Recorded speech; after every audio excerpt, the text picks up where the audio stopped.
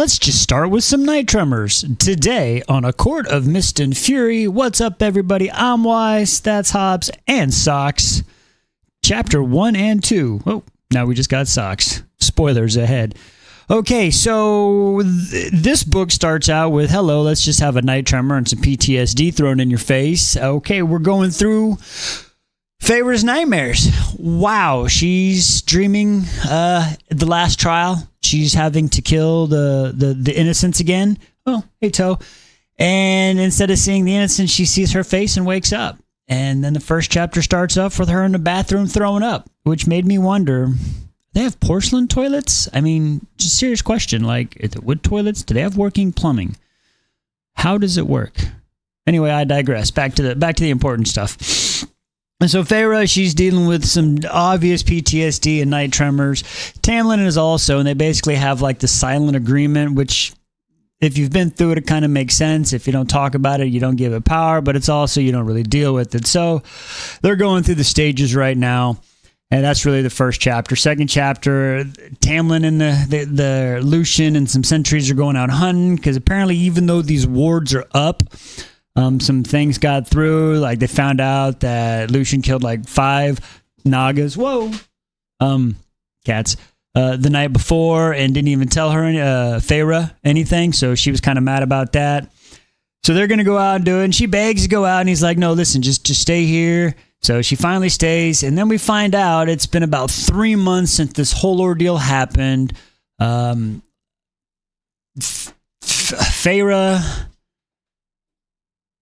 is still trying to learn how to be a high fae, or a fae, period. I don't know if she's a high fae per se.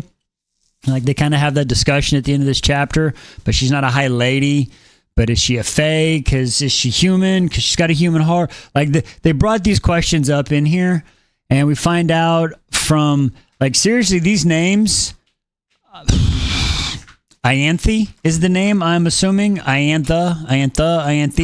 Anyway, she's like the voice of the cauldron, so she's Tamlin's like childhood friend or something. So she's kind of basically teaching Feyre, you know, what to do, what to pick, how to be Fae, all this, and kind of setting it up, which I hope. I'm not saying she's like a bad person or Fae, but like people are overly nice. It always scares me. Like, you know what I mean?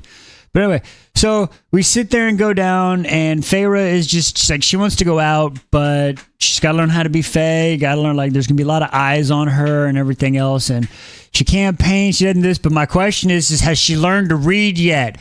Oh my God, would you learn to read, please? If I can make myself learn to read better, then you can too, Feyre, okay? Damn cats. Anyway, I digress. So then The scene ends with a little more intense Tuesday night, as we like to call them around here. It was a little bit more bold on this one. I will give it to you there. And they find out she's basically like, hey, well, you know, what do you want to, like, what are they going to call me? Like, high lady? And he's like, no, they'll just call you, like, lady, I believe, because you're not high like Lucian's mom. And she keeps saying Lucian's name, and, like, the dude is, like, literally wearing her, like, earmuffs right now, going to town. And she's talking about Lucian, and he even makes a remark like, I would not like to hear another dude's name while we're in bed. Like, hello. So there we go. That was chapter 1. Chapters 3 and 4. So it's been the next day. She comes down, and she sees Lucian's got the horses and some guards, and he's like, come on, let's go to town. And she's like, wait, what? And he's like, yeah, come on, let's just go to town. And they end up having, you know, a serious heart-to-heart talk on this, you know, this ride to the next town. He explains to her, like, listen, like, we're rebuilding.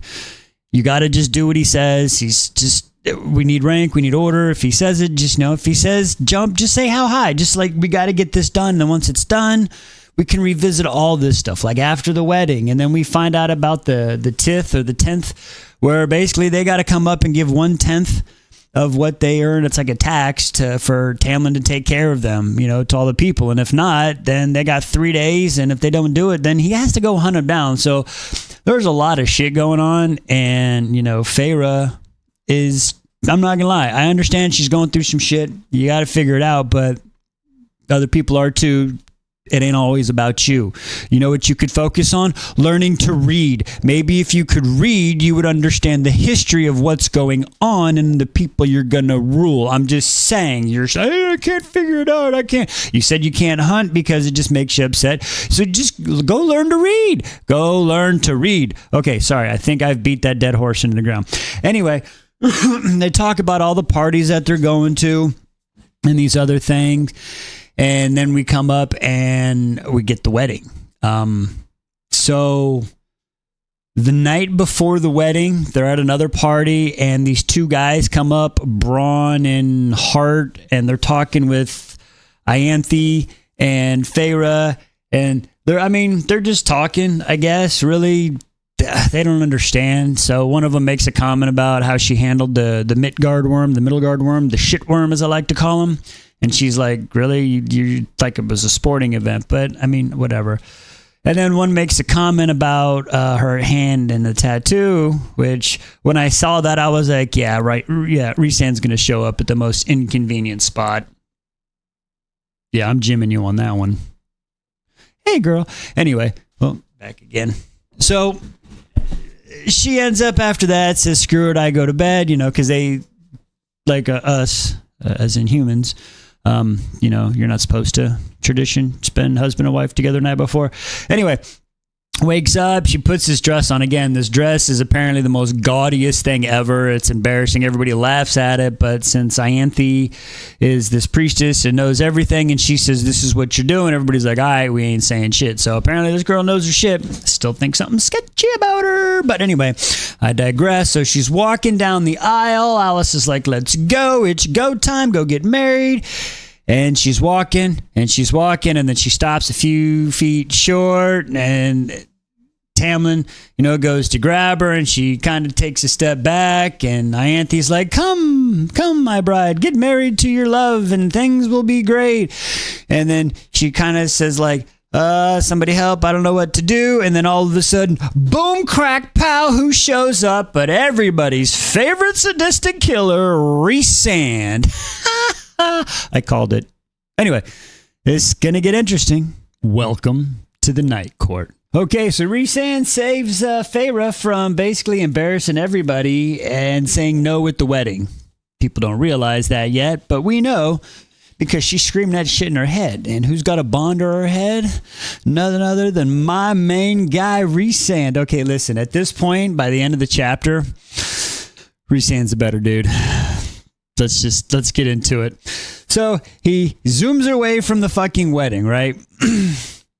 They get there that night. He's like, listen, change.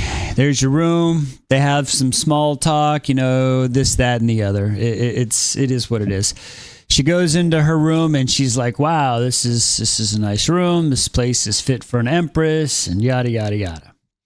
Wakes up the next morning, and the two little fairy girls with, once again, the names, Nula and Serdoa. Yeah. So anyway, the two little fairy girls that were with her under the mountain, they're like, hey, get dressed, take a bath, blah, blah, blah. And she starts walking around, and all of a sudden she feels like this pulling. And she realizes that it's old Rhysand in her head kind of telling her where to go and what to do, right? So she gets there, and then all of a sudden she walks in, he sees her, and then they have this talk. And this is where we learn more about the Night Court, where, if she would have spent the last 3 months, instead of sitting here going, oh, why can't I do anything, poor me, and bettering herself and learning to read, she would have learned about the difference between the solar courts and the nature courts, I guess is what they're called. So the day, the night, and the other one, and then you got spring, summer, winter, fall. So we learn about that, and we learn more about Rhys, and we learn about the bond that they have, right, because of the deal and how the ward. So this dude, if you think about it, and again, I don't hold Feyre against this because she's so close to it, but Rhysand has been with her. If we do the math, right, 3 months since under the mountain, 3 months under the mountain, they've been there. She didn't really talk to Tamlin at that time, right, except the one time in the room where they almost got caught doing it and would have been really bad for everybody. Okay, That was the one time under the mountain they talked. The rest of the time, she was with freaking Rhysand. Yeah, she might have been drugged, but whatever. She was with him, building a bond, healing, ever since she had the tattoo. So we know since she had the tattoo, he has been in her head. So he's learning, he talked, he saved her multiple times, right? Now when she is vomiting at night, he's there with her. Tamlin's still sleeping. Not judging him. Tamlin's dealing with his own demons, whatever. Rhysand is there. So before Under the Mountains, 3 months, 4 months maybe, she was with him, I believe, with Tamlin. So she's actually got more time, if you think about it, with Rhysand. He knows what she's going through. So I'm just saying, yeah, I think Rhysand's the way to go on this one.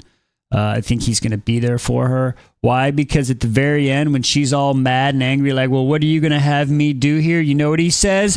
I'm going to teach you to fucking read. Thank you, Rhysand. For that alone, you are my favorite character. Feyre finally going to learn to read. Today on ACOMAF for Dummies. What's up, everybody? I'm Wise. She's Hobbs. Chapter 6. Spoilers ahead. Okay, so Feyre wakes up the next morning, gets dressed, goes down, and she's eating breakfast with old Rhysand. And as they're eating breakfast with some, banter back and forth, of course, Rhysand's trying to give her some info, and Feyre's being a bitch and just being difficult. But I get it. I understand.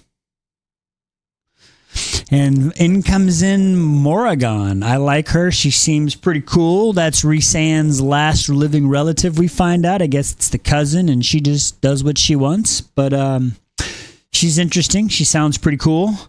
Anyway, so Feyre and Rhysand end up going down to the library, and he's like, all right, let's see what you can do. And she's like, I know my alphabet. And he's like, I didn't say you didn't. And she's like, I'm not dumb. And he's like, I never said you were. Typical. But anyway, so he writes a phrase down on the paper, and she sounds it out, and it ends up being, you look absolutely delicious, Feyre. And she's like, I can't believe you said that. And then he jumps into her fucking brain. He's like, push me out of your brain. And she's like, you're my brain. He's like, push me out. She's like, He's like, do it. And a big brain battle, and then finally pushes her out. And he's like, all right, good. Cool. Now write the alphabet. And every time you're done with the alphabet, the upper and lower case, then raise and lower your shield. And I'll be back. So he leaves for a fucking hour, and he kind of comes back, and while this is happening, we find out that like every noise like scares her, jitters her, this, that, and the other, and all these other things. So when he comes in, he makes sure he doesn't scare her. Very mindful, very demure, very Rhysand-like. We like Rhysand. He thinks about other people. He's not only about himself or whatever. I don't know. Just throwing that out there. So he's like, all right, hey, what's up? And he looks at the paperwork, and he's like, all right. And then he goes to jump in her mind, and she blocks the wall in her mind, and he's like, all right, good job. And then, of course, Feyre being Feyre, she lowers the wall, goes prick, and then raises it back up. And he's like, oh, okay, cool, bitch. I see you. Hey, we can have some fun with this now. All right, but let's go. Follow me. And then he takes her up to this tall, dark, curvy tower up in the sky in the castle. And there's a big old map, and it's got the island, and it's got Printhia, and it's got the wall, and she's looking, and he's like, yeah, what do you think? And she's like, oh, my family. And he's like, oh, your family, like they should be safe. And like, why wouldn't they be safe? And he goes, because war is coming, Feyre. So there we go. A war is coming. I think that war is Tamlin at this point, with everybody telling me there's red flags, and just the way it seems to be working. That's my assumption. We'll see if I'm right. Feyre's first week with the Night Court. So this is the first week. Feyre has found out, oh, there you are, that war's coming. And this is where we really kind of find out Rhysand.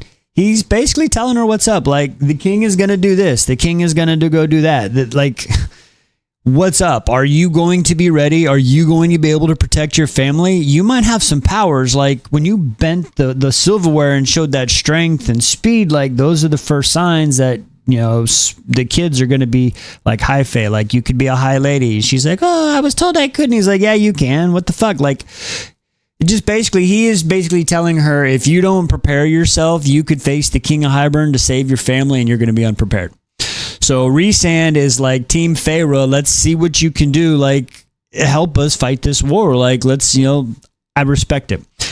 So they get into an argument over some stuff. And basically he's like, you know what? Fuck it. Do your words. write your alphabet, write your sentences, do your shield games. And he does that, and he takes care of business, and boom, boom, boom. Second to last day, she's going down to do her normal alphabet and sentences and mind brain shield training. And she hears more, and Rhysand. Damn, my brain cramped there. So Mor and Rhysand are having a conversation. Feyre kind of comes in, and they know they're there, but they're talking. And this is where she hears about a northern outpost, a church. All the priestess and everything at temple are murdered, and everything's stolen, and they think who it is, and blah, blah, blah, blah, blah. And then there's two people, and she's like, Rhysand's like, yeah, tell him I'll meet him at the one place, like not giving all the information, that OPSEC stuff. And then she bounces, and then they have a quick talk, and then he's just like, yeah, whatever, just walks off the veranda and flies off, right? So she does her stuff that day, and then, kind of goes to sleep, wakes up the next morning, and they're at breakfast, and he's sitting there eating, he looks tired, and they have this morning conversation in a way, and it's weird because she's like, take me home. And he's like, well, good morning to you too. And she's like, take me home. And he's like, you could just have some fucking, manners, like start a conversation. Okay. So he's kind of doing that. And then he's like, listen, I'm going to take you back, but remember, you are no one's pet. You're no one's servant. You are strong, independent, like do good things. And he ends up taking her back. Oh, we also learn about winnowing. So yeah, it's like folding time to space. It's pretty cool. It's kind of like some Dune shit. So it takes her back, drops her off, and remember, you're no one's servant, and then leaves.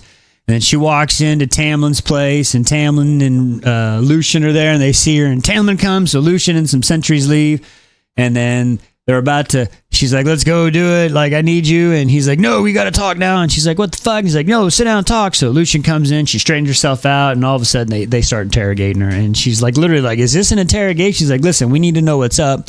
Not many people get into the night court and come out with the normal brain. And she's like, dude, I'm fine. Like, yeah, whatever, he didn't do shit. So they basically go to interrogate the crap out of her, and she tells them almost everything, like 90%. There's a few things she doesn't say, but tells her about the plans, and he's adamant that there's not going to be a war with the king. So he's saying not, but she can't show powers and can't train because then that'll make the other lords jealous. So he's got his whole perception.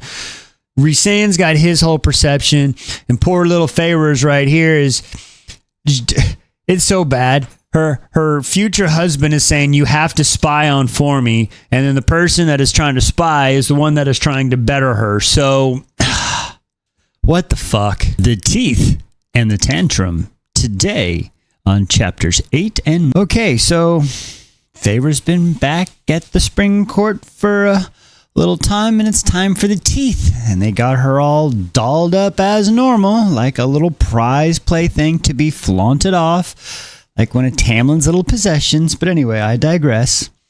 And they're sitting there, and she sits there, like after 40 minutes, she wants to start fidgeting, right? And it's like 5 hours in where she's just watching these people come up and give gold and whatever. And then finally up comes what they call her, an aqua wraith or a water wraith. She comes from the lake, and apparently this little girl, like bows her head, is like, I ain't got shit. And he's like, hey, you fucking pay me double. Oh, you either give me what I want in 3 days or what you owe in 3 days, or you double it the next time, or the consequences. And, little wraith, like sad and cries and bows and walks away. And this pisses Feyre off, and she's like, what the fuck, man? So she gets up and leaves, and everybody notices, and Tam, well, fucking Tam, he's like, hey, some guards go follow her, and they follow her, and she fucking walks out past everybody, and they're like, oh, what the hell? And she walks up to finally outside, she gets up to the little water wraith, and she's like, here, what do you owe, and blah, blah, blah, what are your fish worth, and equivalent, blah, blah, and she just starts giving her all the jewelry and shit, and people are seeing this like, what the fuck, and the little wraith is like, what do I owe you? And Feyre's like, nothing, just take it. I don't need this shit, trying to do the good thing. And then they go back in, and then there's a conversation, right? After all, it's all said and done, and they're sitting down at dinner. So it's Lucien, Feyre, and old tampon Tamlin. And he's sitting there, And Lucian is like looking at Tam. He looks at his food. He looks at Feyre. He looks at his food. Looks at Tam. I mean, he's like waiting. And then finally, Feyre's like, "What the fuck?" And he's like, "You know what the fuck?" And she's like, "What? We didn't fucking need this shit." And he's like, "It's not the point. That's the way it's done. That's how my father did it, and his father did it, and his father did it." Holy shit! Your people have just been under fucking lock and key for 49 years. They haven't done anything. Why? If you don't need this shit, why are you taking it? I think that's what she's trying to say. And then she kind of gets her point of view out. They blah, blah, blah, argue and whatever. So then the next day, not the next day. So that happens. And then he goes out and he's at the border for a few times. Now, see, they always say like he's been at the border, but we don't know why. So which border is he at and what the fuck's he doing? But she comes down and they're talking and she sees like a little box on the table. So they're having some conversation. And she's like, "Hey, about the other day." He's like, "No, listen, I'm sorry. I get it. You didn't know how I feel. Like, let's try to move past this." Or it seemed like where it was going. Then he's like, "Here, look at the box." And she's like, "Oh, shit, don't be a clown." And he's like, "Look at it." And she opens it up and it's like a traveling paint set.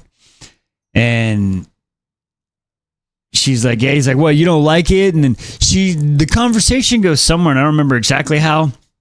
But all of a sudden it gets bad because they started talking about like the way it was and this and that and this and that and hungry. And then he's like, "Listen, it's just the way it is and you need to accept it and be what it is."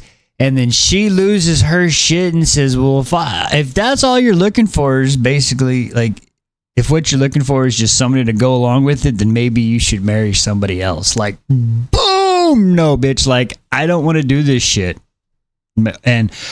And this is where, okay, now I'm seeing the first red flag. Again, up to this point, I've never seen Tamlin do anything like bad. He's always like, I'm not saying he hasn't had ulterior motives, but he's always been nice to her. But this motherfucker throws apparently some rich boy temper tantrum and starts destroying everything. And that's how the chapter ends. What the fuck? Tamlin Marie, get your ass to your room. Chapters 10 and 11. Okay, let's get into it. So we left off last chapter, and Tamlin goes into his little fucking temper tantrum because he's a little bitch at this point, right? The downward spiral of Tamlin is now. This is where it begins. Feyre basically said, "Go marry somebody else." He turns into this big whirlwind and destroys everything, panting. And then Feyre's sitting there like, "What the fuck?" And all of a sudden, when it finally stops, looks up, Feyre's got this fucking bubble around her, right? Like fucking Invisigirl, like, brrr, pulls a little bubble up over her fucking body. He's like, let me in, I'm so sorry. Like a little bitch because he just destroyed his fucking house. Again, I don't understand how people think it's okay to break and destroy things. Like you either worked very hard to buy them or you ruled over people and they gave them to you. Either way, what is breaking shit? How does that solve anything? Mind-blowing. But I digress. So anyway, he's like, let me in. So she lowers this wind bubble thing and he doesn't even notice like saying anything like, "Oh, wow, that was cool." He's like, "Oh, please, I'm so sorry, begging for forgiveness. I'll do better, please. Just completely, like, even says in the line, "Let's just move past this." Like, dude, you just destroyed the house. I get it. She did say some harsh shit, but you're acting like a bitch. So anyway, it gets rough for a little while there. He bounces out. They don't really see each other. We also get told about how she's getting bags under her eyes and just a few other things. But being true to his word, I have to give him this much. He does lower the guard. She manages to go for a ride. So he kind of does that stuff. She sleeps a little bit longer. Basically, all they're doing is they're having Tuesday nights. She's sleeping and doing some shit, right? And she's still throwing up every single night. Kind of wild. She goes to wake up one day. She hears a ruckus. She goes outside. She's so tired, doesn't think. She gets up out of bed, bucket ass naked. Realizes, oh shit, almost as she goes out the door. Grabs a blanket, puts it over, walks outside. Who is it? Oh, it's our boy Rhysand. He's like, it's time to go. Tamlin, stop it, you couldn't do that. Bitch, you made a bargain, you got to deal with it. Shut up. I get it, but still, like you're telling her to accept the way things are, then you need to accept the way things are, right? Anyway, once again, I digress. So finally, after some back and forth, piss poth, and a little fucking threat, Right, they're going. She puts her clothes on, and we find out that she kept the same clothes from last month with the night court attire, the turquoise stuff. And they also describe how it's more loose fitting. She ain't eating. Well, she's eating, but she's eating it up. So she's losing weight. So she ain't sleeping. She's losing weight. She got bags under her eyes. And the person that's supposed to love you is destroying rooms, and you have to pull up magic wards that you don't know to protect yourself. Okay, ladies and gentlemen, if I don't know any more red flags that says get the fuck out, I can't even say it. And I don't even know how to read the room that good. Just saying. Once again, I digress. So her and Rhysand, they go off to the old mountain area up in the night court, and they're sitting there. And he does a quick little test with her and some more sentences. And, they're chit-chatting, blah, blah, blah. And they go back and forth, and he's really trying to say, like, hey, help me out, help me out. And she's not fighting. She's just there being stubborn, but stuffing her face with food. Anywho, he ends up saying, I got to leave for a few days. Leaves her a bunch of books. Well, she sits there, reads the books, and he's gone. Like, literally, he's gone, but she's still sitting there reading. And she even says, oh, I enjoy it. She almost finishes a full book. She's gotten peace. She's gotten rest. She's reading books. Like, everything is going great. He's tested the mind ward. There's a battle. So he comes swooping in with some food, right? And he's all like, hey, what's up? And she goes to grab the food, and there's a little budge and fight. And listen, it comes out now where they have a serious discussion. And she's like, I need your help. Well, I don't want to be a weapon. If I'm a weapon or a pawn, basically, she gives her reasonings, and he's like, listen, just help me, help you. Like, I don't want to see what happened. I was a sex slave, freaking, did all the stupid shit for 50 years at Amrath, and he's like, I don't want to see this happen to my land. Like, help me, help you. Let's make this place free.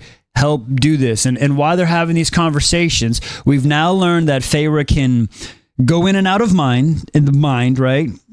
She can, her hands can get super hot, like fire around them. They get, like, her and Rhysand get in an argument, and she takes a book and yeets it at him, and it's ice all over the fucking book.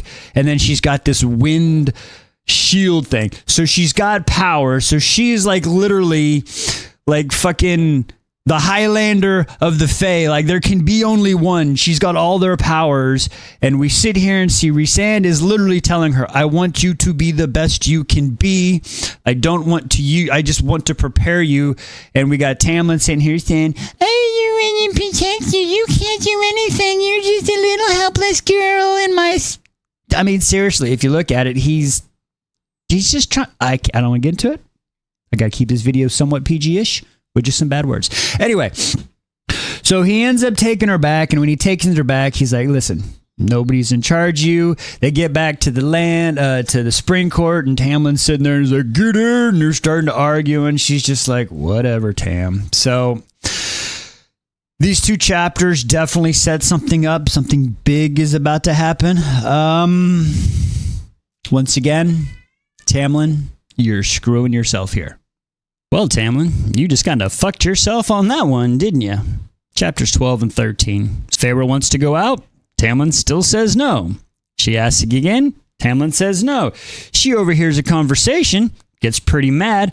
Lucian's in that conversation, kind of sees Feyre, notices that she's got claws coming out of her hands. It's like, what the fuck? He's like, Feyre, go upstairs. They go upstairs, past her room, past all this to a little study. He's like, what the fuck? How long has this been happening? She's like, this is the first time. He's like, what the heck? Now, of course, Lucian knows that she's got some powers. Why? Because when Tamlin was a little bitch and threw a temper tantrum, she put up her little wind wall. So they know she's got powers. They know she can't control them, but he still won't train her. Lucian's like, all right, I see your shit's coming. We got to train you. I'll talk to him again. He goes and talks to him again. Tamlin shuts him the fuck down. Tamlin, you're fucking up again. Anyway, few days later, they're going out on a mission, and she's just like they don't talk after. They don't talk for a little while, and all she's doing is reading. She's just reading and reading and reading and reading. She's like engorging in books. Then they're going out, and finally she's like, I have to get the fuck out of here. Tamlin, take me with you. No, Tamlin, take me with you. No, it's too dangerous. Blah, blah, blah. Lucian's even like, yeah, come on. They're trying, and finally Tamlin No, I'm the High Lord. I'm the magical being. Blah blah blah. Fucking slams a shield ward around the house, allowing anybody else to go in and out, but she can't. Feyre puts her hand. She is blocked. So, ladies and gentlemen, Tamlin, a Fae who is supposed to love Feyre, you know, the formal mortal human that died, killing the general that had you incapacitated almost for 49 years, and you're not going to let her go try to be the best she can be? Get the fuck out. And then you lock her up? Double get the fuck out of here. So finally, she goes to start screaming and basically has this huge black ball of darkness and emptiness and swirling. The guards are freaking out. Alice is freaking out. Tamlin and fucking Lucian are already fucking gone. And all of a sudden, she feels these fingers and more comes and grabs her, escorts her out, looks at Alice and says, don't worry, your guards will be okay. I didn't kill nobody. Fucking leaves, takes her out just across the other side. Ooh, sorry. And then there's old Rhysand. And she's like, wait, what the fuck? And Rhysand looks at Moore. Did you do it? She's like, everything by the book. And they fucking Moore bounces out. Feyre passes out. Feyre wakes up a little while later. I'm assuming it's a day or so. We don't really know. But it's been a good while. And Rhysand is sitting there and he fucking looks over when she moves. And he's got this fucking rage look in his eyes. And then once he sees Feyre and that she's moving and she's okay, he blinks and it goes to a relief and a calming. She notices this. She's like, what the fuck? And of course, Rhysand, who seems to be the most honest guy that he can be, I'm sure he's not giving all the facts, but there's probably reasons. I digress. Tells her, well, you had the entire manor scared because you just engulfed in darkness. I heard it from the mountain with your shield wall up. That's how fucking strong this panic attack was that she was having. So I'm assuming him and Moore were having a conversation or in the same way. They winnow-winged like right to the foundation, like right to the property line, right? He stops. Moore has to walk in, get the guards, subdue them, however she does, walks in, grabs Feyre, and leaves. And then we find out that that has to be done because if Rhysand would have came in there, that could have allowed Tamlin to start a fucking war and bring his troops all up. So he went by the book. He didn't magically his way in. They had to walk in through their own power, no magic to subdue the guards, like this whole thing. So she's like, oh, wow. And then we also notice that she's been sleeping in an open field underneath the open sky with the open breeze to calm her down. Why? Because you can't keep somebody who's been locked in a cage trapped. It just, hello, PTSD, common sense, anyone? Again, digressing. So they kind of have a conversation and she's like, aren't you busy? Why are you worrying about me? And he goes, Feyre, I will always make time for you. What? Moist. Anyway, he's like, listen, Feyre, I got to take care of a couple things.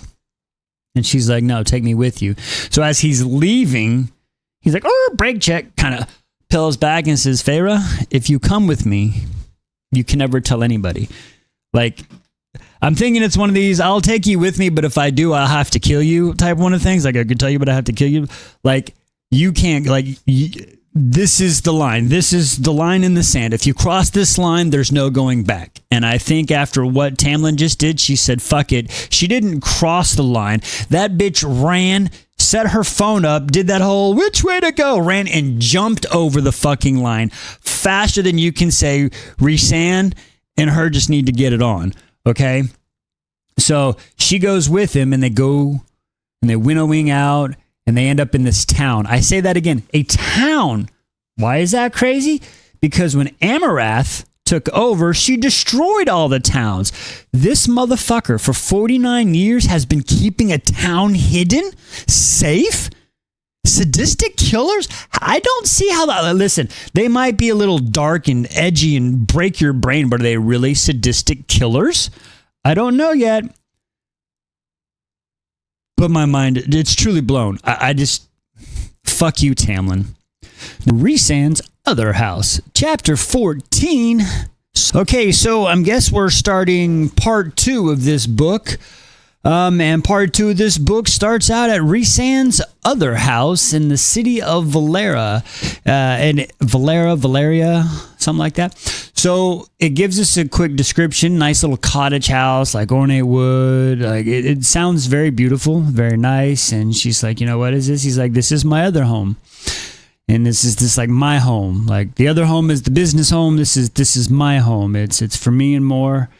Nobody, like he tell her, like this place is shielded, warded, and then shielded and warded, and then shielded and warded, and then all done that a little bit more, and then added some more that just in case. He tells her that the only people that can come in or out or people that him and more and her want in. So you see what I'm saying? So she gets to choose again instead of being locked down. So crazy. So they kind of go inside and they're sitting there talking, and I don't remember exactly. And then all of a sudden, here knocking at the door, and I'm assuming because it said 2 male voices, this is Azrael and Cassian. I believe that's where they're like, "Hey, boss, let us in. We hungry fools," and they're just kind of doing an arguing. And he's like, "All right, listen, you can deal with this shit now, or you can go get some rest and deal with it later." And she's like, "Oh, I don't know." And then she sees the twins at the top of the stairs, and then.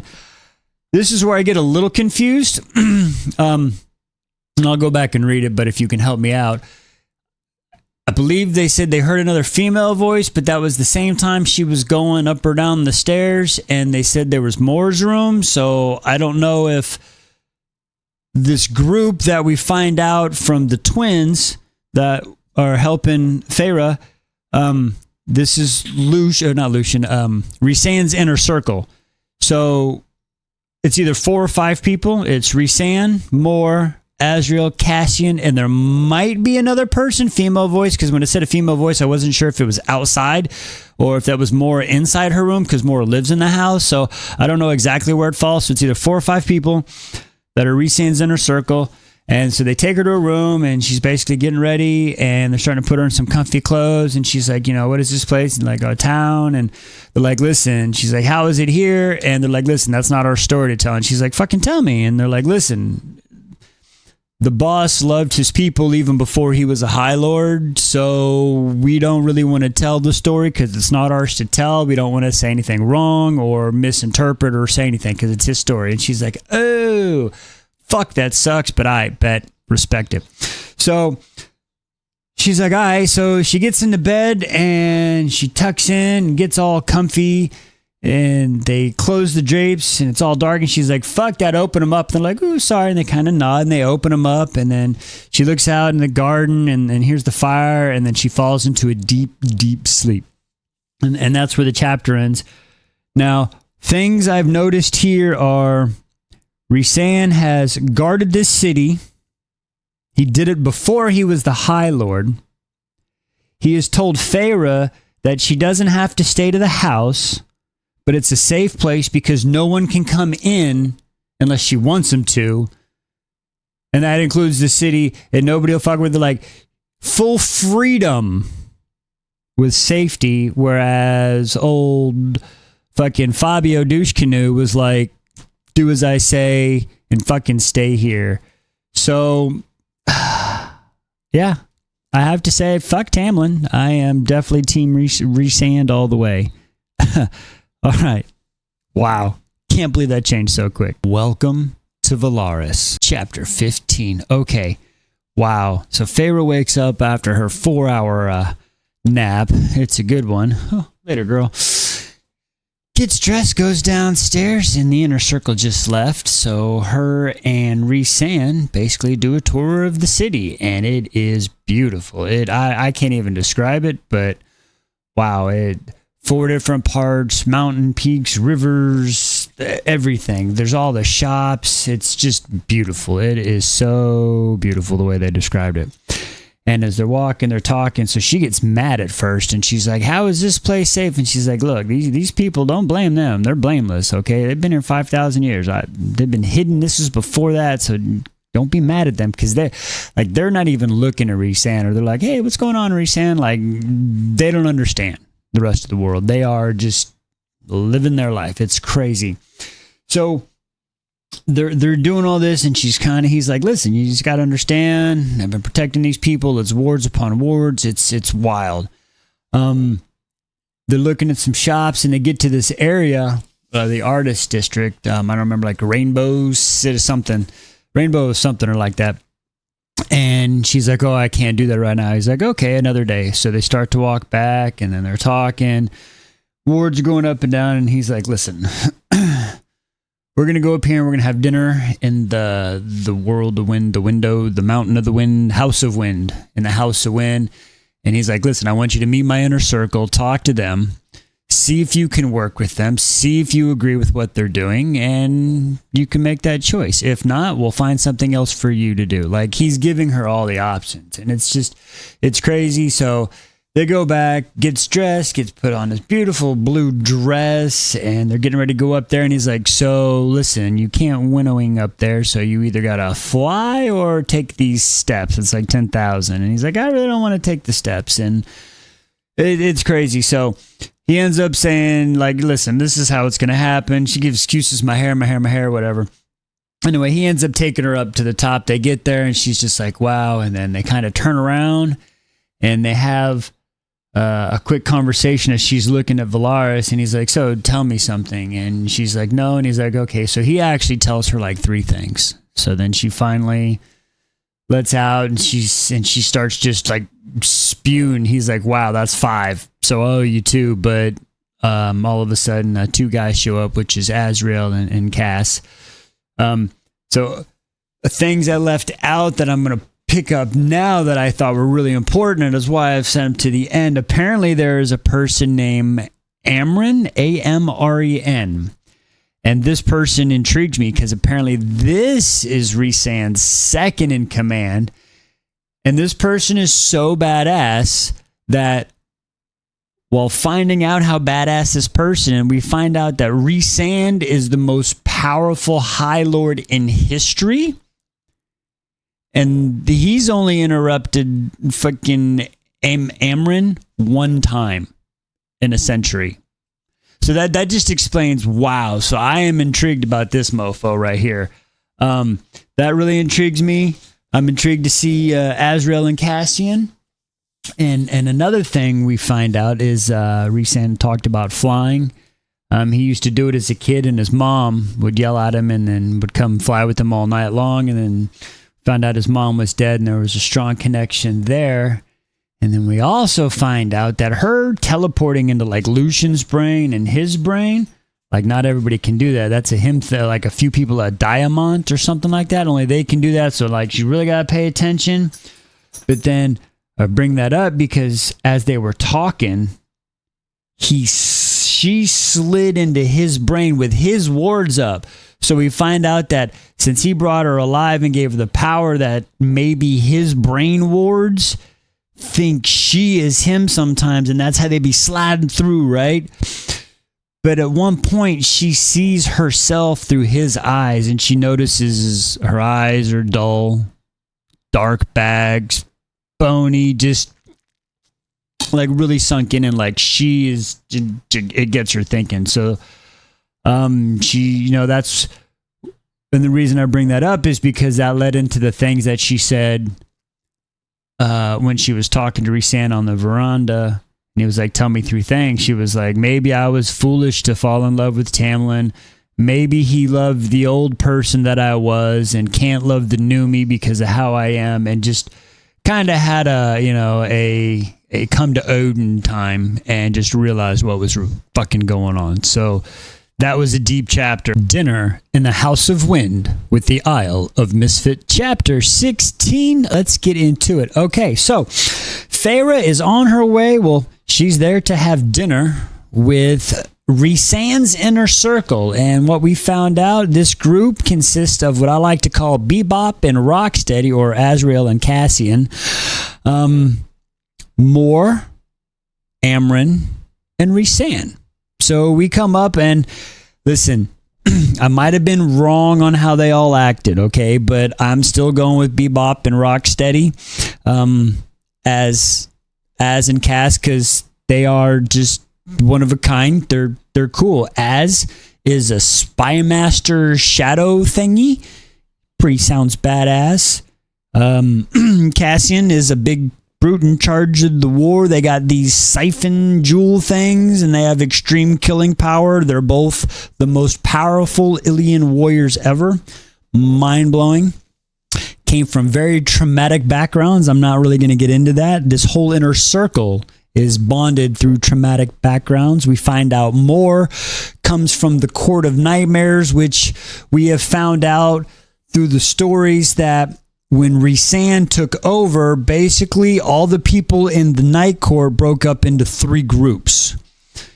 You had the group that tried to basically say, screw you, we're going to kill you, and he just went and misted them and splattered their brains, so they're gone. And then everybody kind of went to what they called the Nightmare Court. And then when Amarath came into bound, a group of people was like, ooh, we're going to join her side, and they ended up dead. So the Night Court, I don't know the number, but they went from like a big group to a small group. Like 2/3 of the Night Court is gone, and the group that is still left doesn't really seem to like him, Rhysand, because he's a half-breed. So, wow. And that's where Mor's from, and she escaped. Amren is kind of like Feyre. She was made. She's at least 5,000 plus years. She's older than the city of Valeria, whatever it is. So this whole inner circle group is just crazy madness. Like I said, we find out about how Rhysand came, Rhysand. Freaking Christ, this chapter's got my mind going. Came about. How his mom was just was about to be completely, messed up by a bunch of warband fighters, and then dad came in to get some information and was like made a bond and then misted people, and then wow. So yeah, and so Feyre hears all the stories, and they're talking, and she's just listening, and then she kind of looks over, and after everybody gives the stories, and they're like, so what's your story? And we find out that she gives the story, and they're like, oh, cool. And they kind of give her respect, and they're sitting there, and then Mor gives what I think is probably one of the greatest speeches so far in either of these books, where she's like, listen, you need to make your own choices, blah, blah, blah. Amazing. This is no matter what, do what you want. And Feyre finally realizes the difference between the Tamlin's fucking bitch ass, I want to punch him in the face, and Ianthe over at the Spring Court. And then, the Night Court over here with Rhysand and the Inner Circle, the fucking Isle of Misfit Toys, just trying to do their best to get along. What? It's crazy, the difference. So she kind of realizes, hey, they're giving me the option. So she finally opens her eyes. So she looks at Rhysand and she's like, hey, yeah, I'm in it with you to fight this war. I accept your offer. And then she kind of realizes that they didn't understand that this was really an interview. And then he's like, cool, because we fucking start tomorrow. And we find out that apparently King Hybern, whatever, is going to try to resurrect Yaren. Now, if y'all remember, Yaren was a human army general that killed Amarath's sister that was on the fucking ring. So there's only in the finger necklace. So there's only a ring and a finger, and they're gonna bring this dude back? What?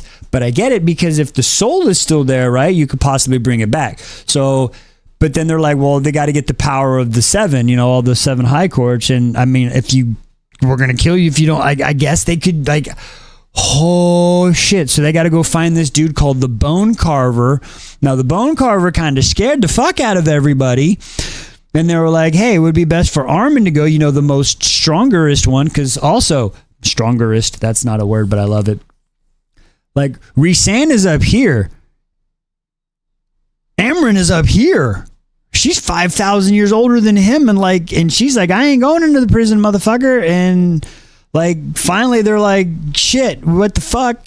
And Rhysand says, hey, me and Feyre will go. And they all kind of look at Feyre like, Feyre, are you going to do that? And she's like, sure, how bad could it be? And it ends with bad. So Holy shit. So now Feyre is Team Night Court. She has dragged me along. I am all Team Night Court. I love this group of fucking misfits. They are like, let's go. Let's fucking go. I take it back. I take it all back.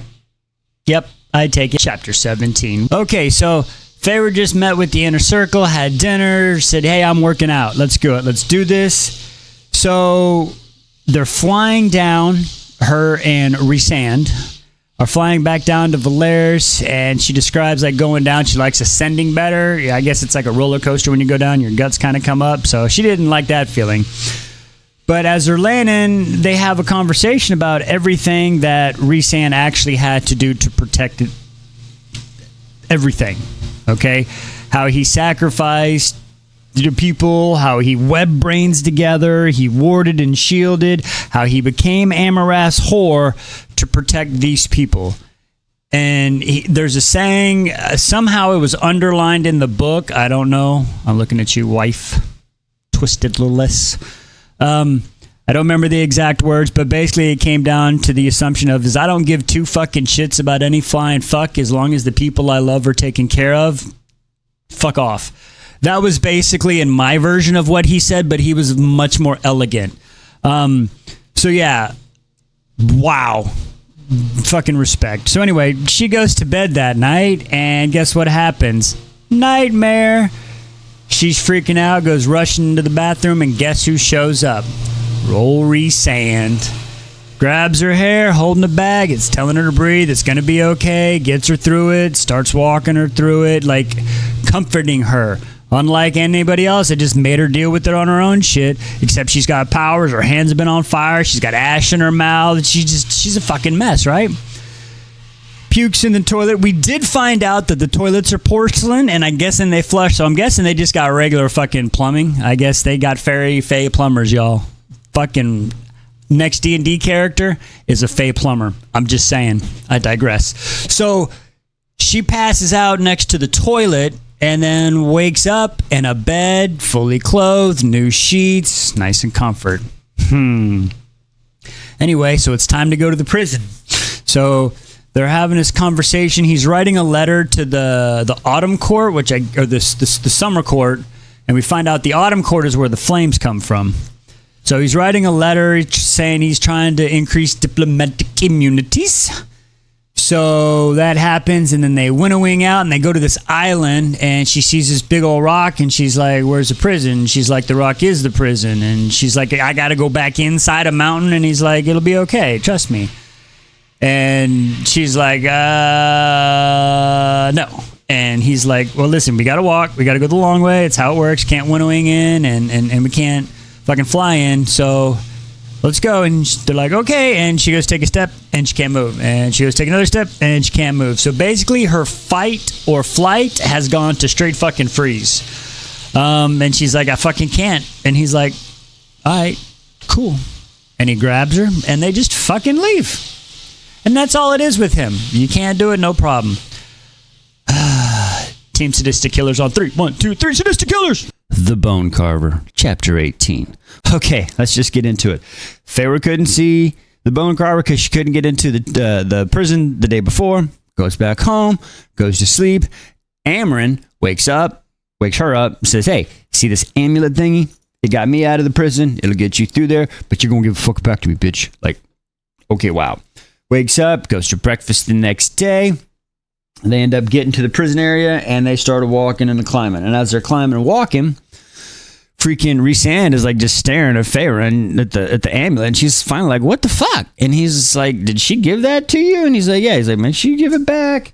Like, she doesn't give her shit up freely. And then we learn about how old she is. Like, there's no written record of her in Printhia, okay? Azrael and Cass, one of them has done the research. They can't find shit about Armin. Just know that she is from something else where fabrics and time at one point rippled and different worlds would come through. Multiverses, I don't even know how you describe it. Worlds, planets, multiverses would come through, and then they would rip. And she's the only one.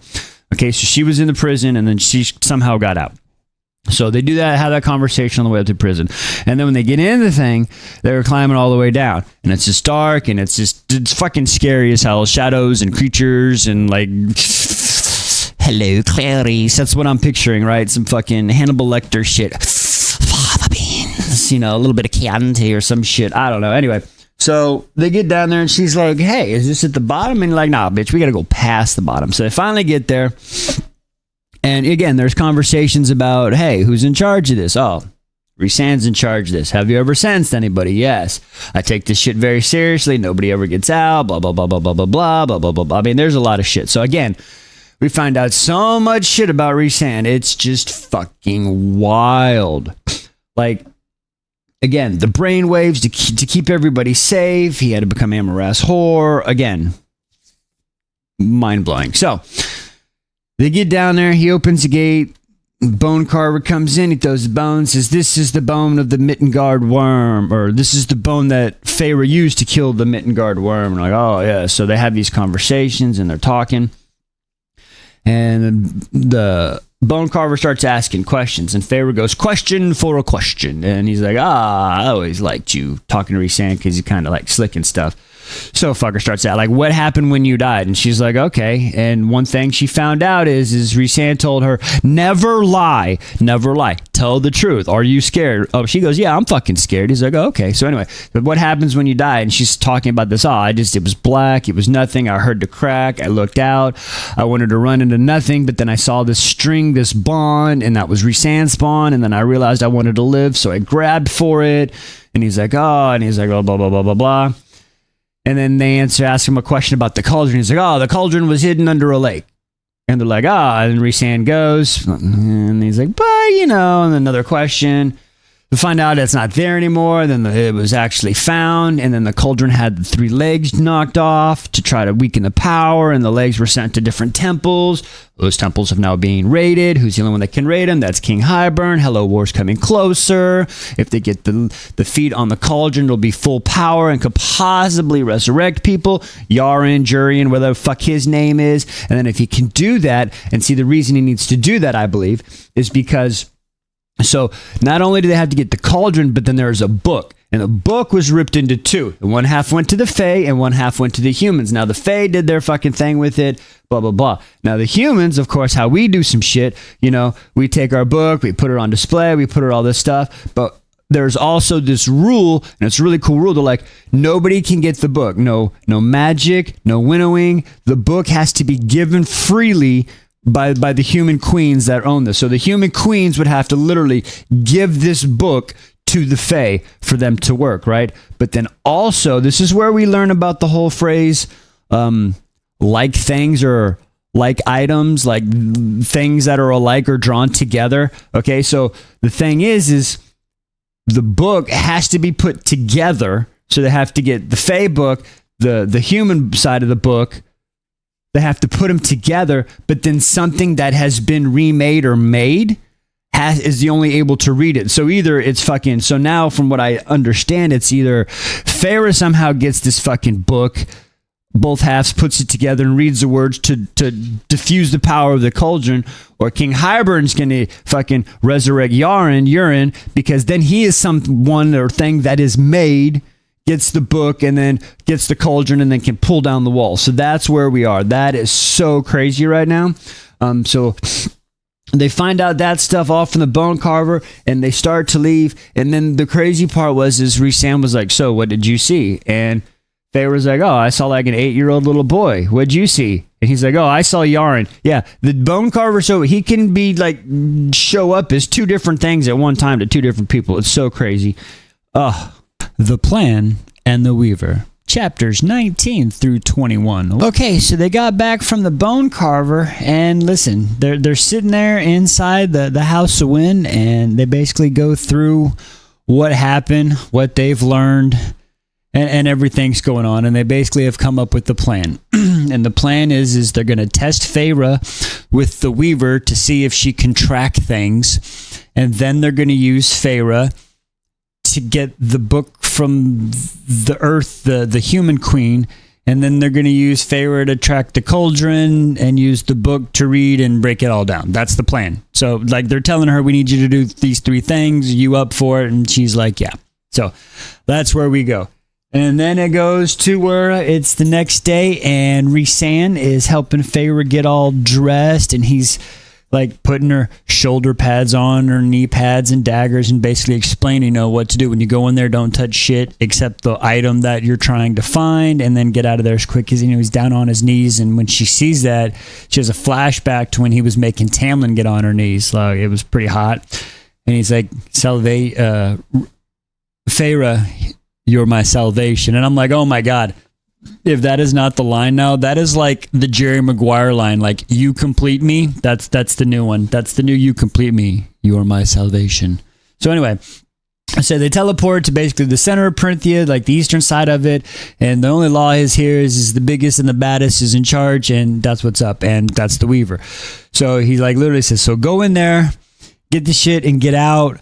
I'll be here. I got to stay back. And she's like, shit. So, and on the way up in there, he starts giving her this little talk, and he's, kind of trying to make her mad. And he's like, hey, if you need to release a little stress, Cassian will be able to do it. And she's like, motherfucker. She's like, yeah, tell him to come by. I'll release some stress, trying to make him mad. And like, he's doing that to help her, like, not be scared, and she kind of realized that, but she gets mad, so she plays along. Anyway, so she goes up there and she notices the house and everything, and there's no smoke in the chimney, and she goes through and then she hears the singing, and the Weaver singing this little song, and it's like a chant, the sister pushes her in. It's pretty cool.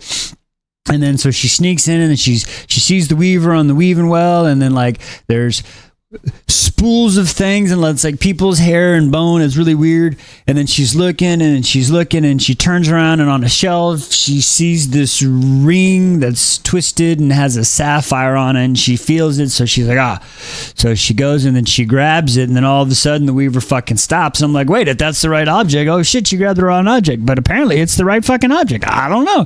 Anyway, the Weaver slams, the doors closed and the windows are locked, and she's like, oh shit. So Feyre fucking grabs a candle and she fucking throws it on the shit to start a fire, and Weaver puts it out, and then she runs, and then she fucking is like, fuck it, I'm gonna climb up the chimney, I'm gonna Santa Claus this shit. So she starts climbing up the chimney, and as she's climbing up, it's covered in fucking human oil and like Fight Club nastiness, and like, so she's covered in this human grease and fat grease and hair, and she gets stuck, and the Weaver's climbing up like a spider, and Feyre's like, oh, poor me, and then fucking Feyre remembers, wait, goddammit, I am remade, I have powers, and this is like a very empowering moment right here. Like, she realizes I am not a little fucking helpless bitch. And she kind of has another sense where she realized Tamlin and Ianthe were fucking keeping her vomiting and weak and malnourished, and she didn't have the strength. So that's like, I got these powers. So she starts fucking using the strength. She starts breaking the bricks and shit, and the bricks fall down, and she takes a brick and she yeets it down at the Weaver's face, and the Weaver bam falls down. So she climbs up on the roof, and then instead of going down to the ground, she climbs up on her branch, she escapes, she starts running,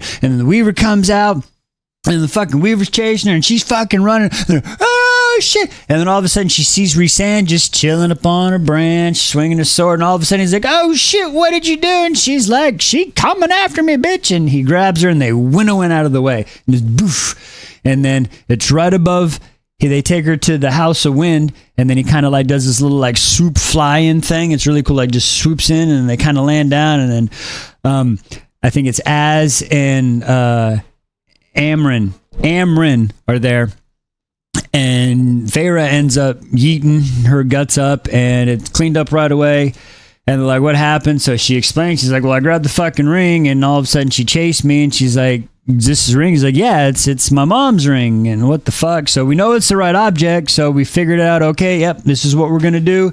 So it works, and there's some bickering back and forth. She says, listen, I'm fucking tired. I got to go. So he takes her down. Like, her knees buckle. She's so tired. Like, she's just exhausted. So he takes her down. Is like, put her in her bath. And she's like, hey, I just, tell me something. What's up? Why do you think this? And he's like, fucking get in my mind and stuff.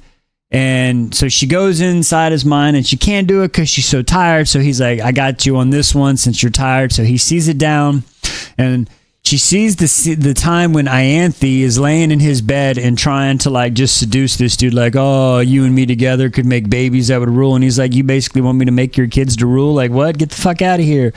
So we see that whole scene, which makes me realize I was right about that stupid bitch, Ianthe. She just trying to get some power.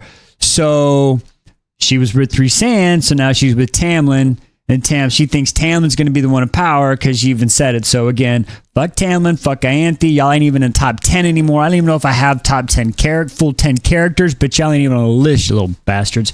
So anyway, so she kind of sees that whole thing and realizes a little bit more now.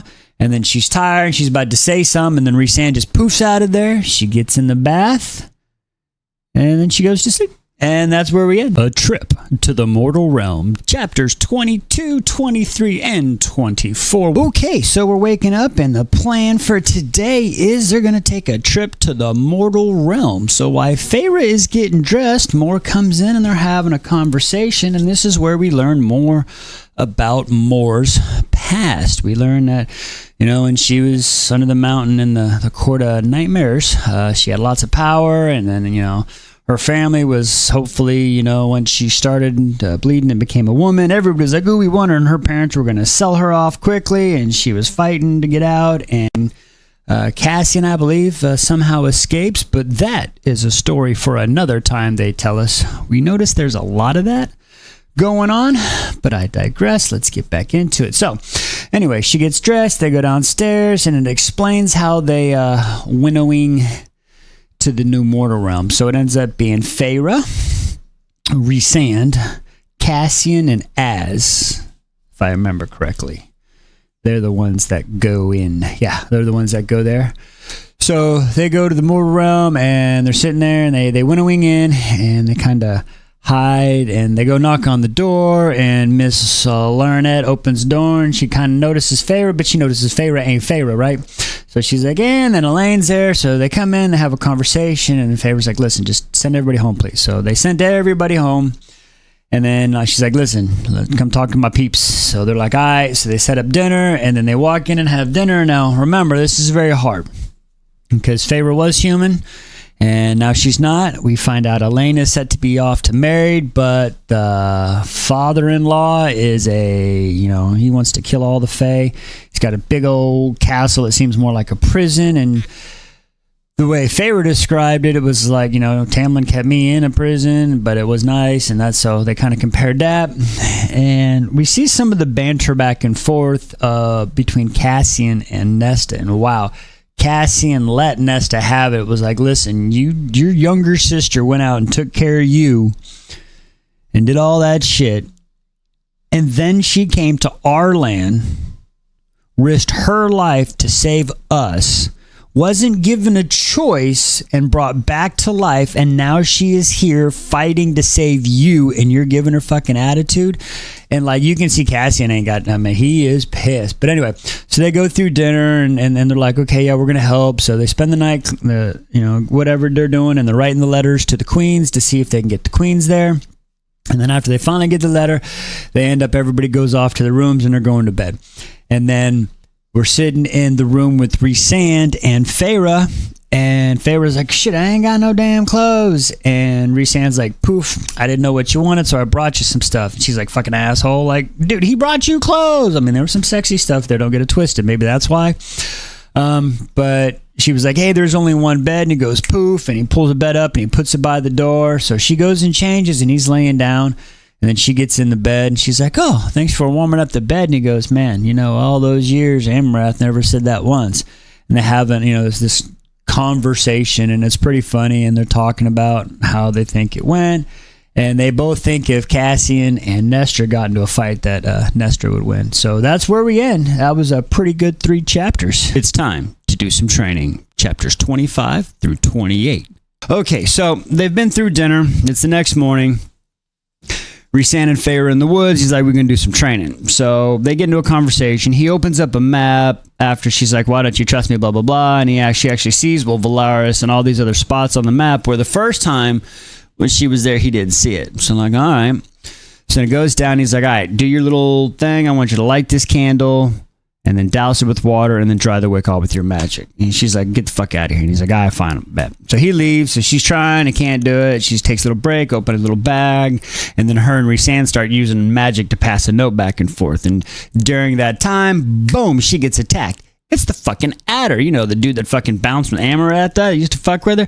So the Adder comes and grabs her, and he's like, "Oh, I'm gonna fucking get you." And then all of a sudden, boom, Rhysand is in an instant right there, fucking this dude up. And as he's doing that, she's like, "What the fuck?" Realizes she was bait. Az comes in, grabs him, fucking winnowings out, and her and Rhysand are like there. And she's like, "Bitch, you used me as bait." He's like, "Look, I had an idea. I didn't know if it was true." So this is another one of those. Rhysand gives the information, but maybe he didn't tell all the information. Like, I don't know. So she's pissed.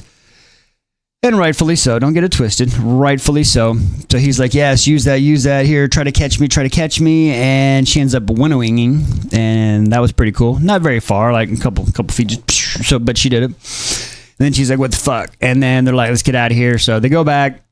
And they get back to the house. They have some breakfast. Chitter chatter. They go into town, mail the letters, come back, and he's like, all right, we got to go. So they winnowing back to the night court. And as we're at the night court, she has conversation with him. He's like, what the fuck? And he's like, my bad, here. You want to know what the Adder said? Like, do you need to know everything that we do? And she's like, fucking show me. So he shows her inside the pocket dome of his mind of Az torturing and interrogating the Ator, while Rhysand is just kind of sitting there watching, so she's seeing it through his eyes. And they get all this stuff, and they're like, break his leg, send him back to the king, leave him barely, send a message. So they do that, and they're about to go out that night. So as they're about to go out that night, they're getting ready. Amber walks in, talks to Feyre, and was like, hey, what's up? And Feyre's like, oh, hey, here you go. Here's your amulet back. And she's like, oh, shit, you gave it back. And she's like, well, yeah, you borrowed it. And she's like, oh. Well, there was no magic on this. It's just jewelry. She's like, wait, what? She's like, yeah, I found it on the bottom of my jewelry box. Fucking Rhysand gave it to me like 200 years ago or some shit. She's like, you motherfucker. And that's how it ends. So I think we're about to go out on the night of the town. I think this night on the town is what is going to push Feyre and Rhysand's relationship to the next level, or at least I kind of hope it does, because they need to stop this little coy bullshit. She has written a letter home saying, or back to the Spring Court saying she ain't coming back. She left her own free will. So that's done. So that relationship is severed. I think she's still too close to realizes that her feelings for Rhysand and for what he's doing. So I'm waiting to see if that actually breaks down. This dinner is going to be very interesting, but I still think one more thing needs to happen for this inner circle to fully gel. And then it's just once that happens and they fully gel and Feyre becomes part of the actual inner circle, then they're going to become some badass mofos. That's where we're going. Things I'd like to see, but I don't think will happen. I think Nesta and Cassian just need to get it on. They both need to just have an angry Tuesday night session and just release some of that build-up tension. And I think those two would be okay. The family's first dinner out. Chapter 29. Okay, so the inner circle and Feyre, they're going out to dinner. So they're going out and they're just describing how beautiful Valaris is. They get to this restaurant. This little old lady's all like, yeah, cool. Hooks them all up with some food. This is where we find out that Amren, I guess, is a fucking vampire. Like, okay, she's all up on some spiced blood. Okay, whatever. I'm for it. Fucking Dracula up in this bitch. Let's do it. Anyway, so everybody eats. They're full. The lady just like, don't worry about paying, and Rhysand still pays his bill, and the lady's asking like, hey, what's up with the spices? And we hear about the king in Highburn, like we just got these spices back and things are kind of going good. So we kind of understand now that I guess they do know a little bit about what's going on, because she says things are better now. So we learned about that, which is kind of interesting. But then he's like, don't worry about it, especially when I like your food so much. So don't worry about that, trying to ease her mind. Once again, Rhysand's showing that he's for the people. We also learned, I don't remember if I talked about this earlier, that he doesn't do a teeth or a tenth or a tithe or whatever. Fucking Spring Court does. Yeah, fucking give me shit or I'm gonna kill you, fucking asshole. Once again, digressing. This isn't about Tamlin's douche canoe ass. Sorry. Okay, so they go to dinner. They're leaving, and Moore's like, oh, I'm so full. I want to go dancing. So Cassian and Az are like, screw it. We'll go dancing with you. Apparently, Amren is like, now I'm going to go get some more blood and go home and gorge out, because, that's what she does. And this is where Rhysand and Feyre have a nice conversation. And she's like, so what's up with them three? Like, is there relations between these two, those two? What's up? And he's like, listen, I keep my nose out of it. It's none of my business. They do what they got to do, yada, yada, yada. And then they start having a conversation. And he grabs her and flies her out. And then she's in bed and she's reading. And then Rhysand pops her one of these little magical note things, right? And it's like, listen, I know I may be a flirt, but I don't lose my temper. Ha, dig it, douche canoe Tamlin. Anyway, she writes back, blah, blah, blah, something or other. And he's like, listen, just come lick my wounds. And she's like, oh, yeah, where would you like to lick? And he's like, everywhere, but if you want to start, there's little flirtatious stuff. And then she gets mad and then just kind of balls it up and throws it in the fireplace and I guess flicks it off, makes a gesture. And then she hears him laughing down the hallway. And that's where it ends. She goes to sleep. And she ends up dreaming of the adder, but she makes it through the night again, and she's not thrown up. So she's slowly getting better. She's keeping food down. She's getting healthier. These two just need to go ahead and have a Tuesday night and just get it on, release this tension. Maybe she will connect a bond with them two that will unleash something in her. I'm a little upset that he used her as bait, but at the same time, I kind of get it because if somebody knows they're bait, then they're going to act different. Again, he was safe, but she does have trust issues, so he apologized to her for that. Again, that's why I showed her in the brain. But again, that was, I digress. So he's trying, he's flirting, but I think he is basically trying to make her make the first move so that way she won't regret it. And I respect that, but God, they just need to do it already. Training and word from the summer, chapters 30 and 31. Okay, so we start out, whoa, girl. Cassian is training Feyre, and they're just going through the stuff. And as they're training, she just starts going through some flashbacks and starts punching the sparring pads and ends up like punching through them with fire. And Cassian's like, it's all right, it's all right, it's all right. So Rhysand comes up, calms her down, and then they do their own training. So this goes on for about 4 days where Cassian is training her on physical fighting, and Rhysand is trying to teach her how to use her higher powers, her dark magic, I guess, conjure shadows. So that's going on. We find out a little bit more about the very weird relationship between Cassian and Azrael and more. And then we find out that the plan for the summer court that Feyre, and Az are going to go. And they're like, wait, what the hell? And I'm like, well, because last time you and Cassian, you got in a big fight. And they're so scared of Amren where they won't do anything. And if they do, we can just let Amren go wild. So that's where we're at now. What's going to happen? I don't know. They made a comment about her tongue. And it's like, ooh, I can't wait to see how your tongue goes there. So I think they're going to let her speak her mind. And she's going to steal the show, and they're going to be like, maybe a little found respect. I think there might. We've been hearing Tamlin's name a lot lately, so I think he might start to slowly fade back in. We're still waiting to see if he received the letter from her or not. So it's getting very interesting on where this is going. Welcome to the summer chapter from wherever we left off. I think I read 3 more. So last video plus 3. That's where we're going with. Anyway.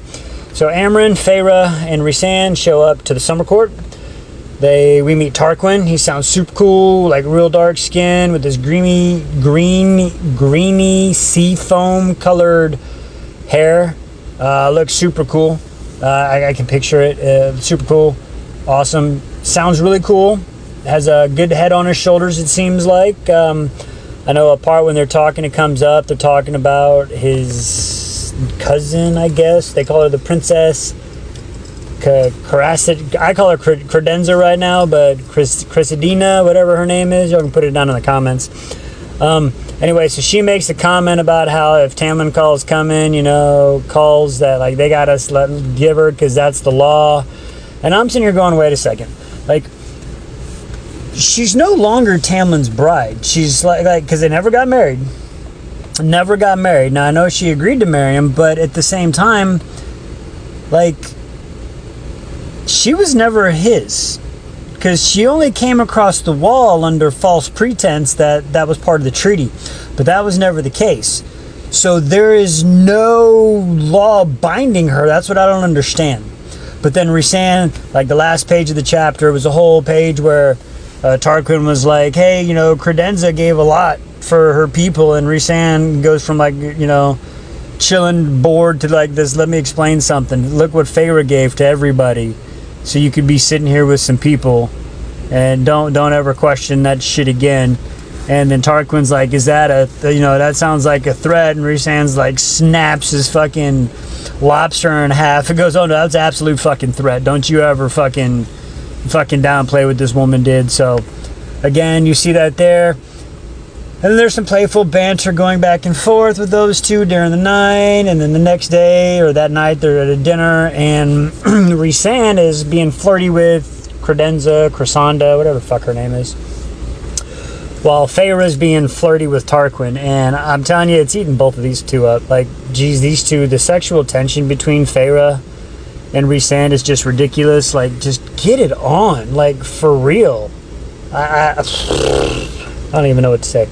Anyway, so Feyre the next day goes on a vault tour, I would say, with Tarquin, and they have some conversation, and it's brought up, you know, it'd be easy to love you and easier to be your friend. And he kind of makes the same comment. He's like, hey, Feyre, would you mind being like a two-way emissary for me? Like, I want to be with, like, I want to help out fucking Rhysand and stuff, but, you know, I don't know how to deal with it. He's a young guy. He's only 80 years old, so he's really young. But he also has the same goal as Rhysand, as moving the divide, the classes between the high fae and the low fae. So that's why there's this kind of, you know, level playing field where Rhysand sees eye to eye with Tarquin. So he's letting some of the flirting go, but we see what's going on. So anyway, she hasn't found the book yet. She's thought about just asking him for the book, but they haven't done it. And then we see Armin was talking to some dude, Valarin or whatever his name is, Varian. He's like their high fighter guy or whatever, army general dude. So they were talking, but yeah, and then like I said, Feyre and Rhysand are basically talking, and they're each admitting how jealous they are of the other one, where when it comes to like women and stuff, like Feyre's like, yeah, I saw you with old fucking Credenza and flirting, and he was like, nah, we went and had some drinks, and I walked her back to her place, and I was hoping to see you at breakfast, but your ass didn't show up. And like, why did this make you jealous? Oh, you're jealous. They're all fucking Jesus Christ. They just need to screw and get it over with. I swear to God. Anyway, so that's where we are now. It's definitely heating up. Will she find the book? I don't know. Are they gonna stay? Is somebody gonna hit up Tamlin? I don't know. It's getting interesting. We'll see what happens next. We think we found the book. Chapters 35 to 38.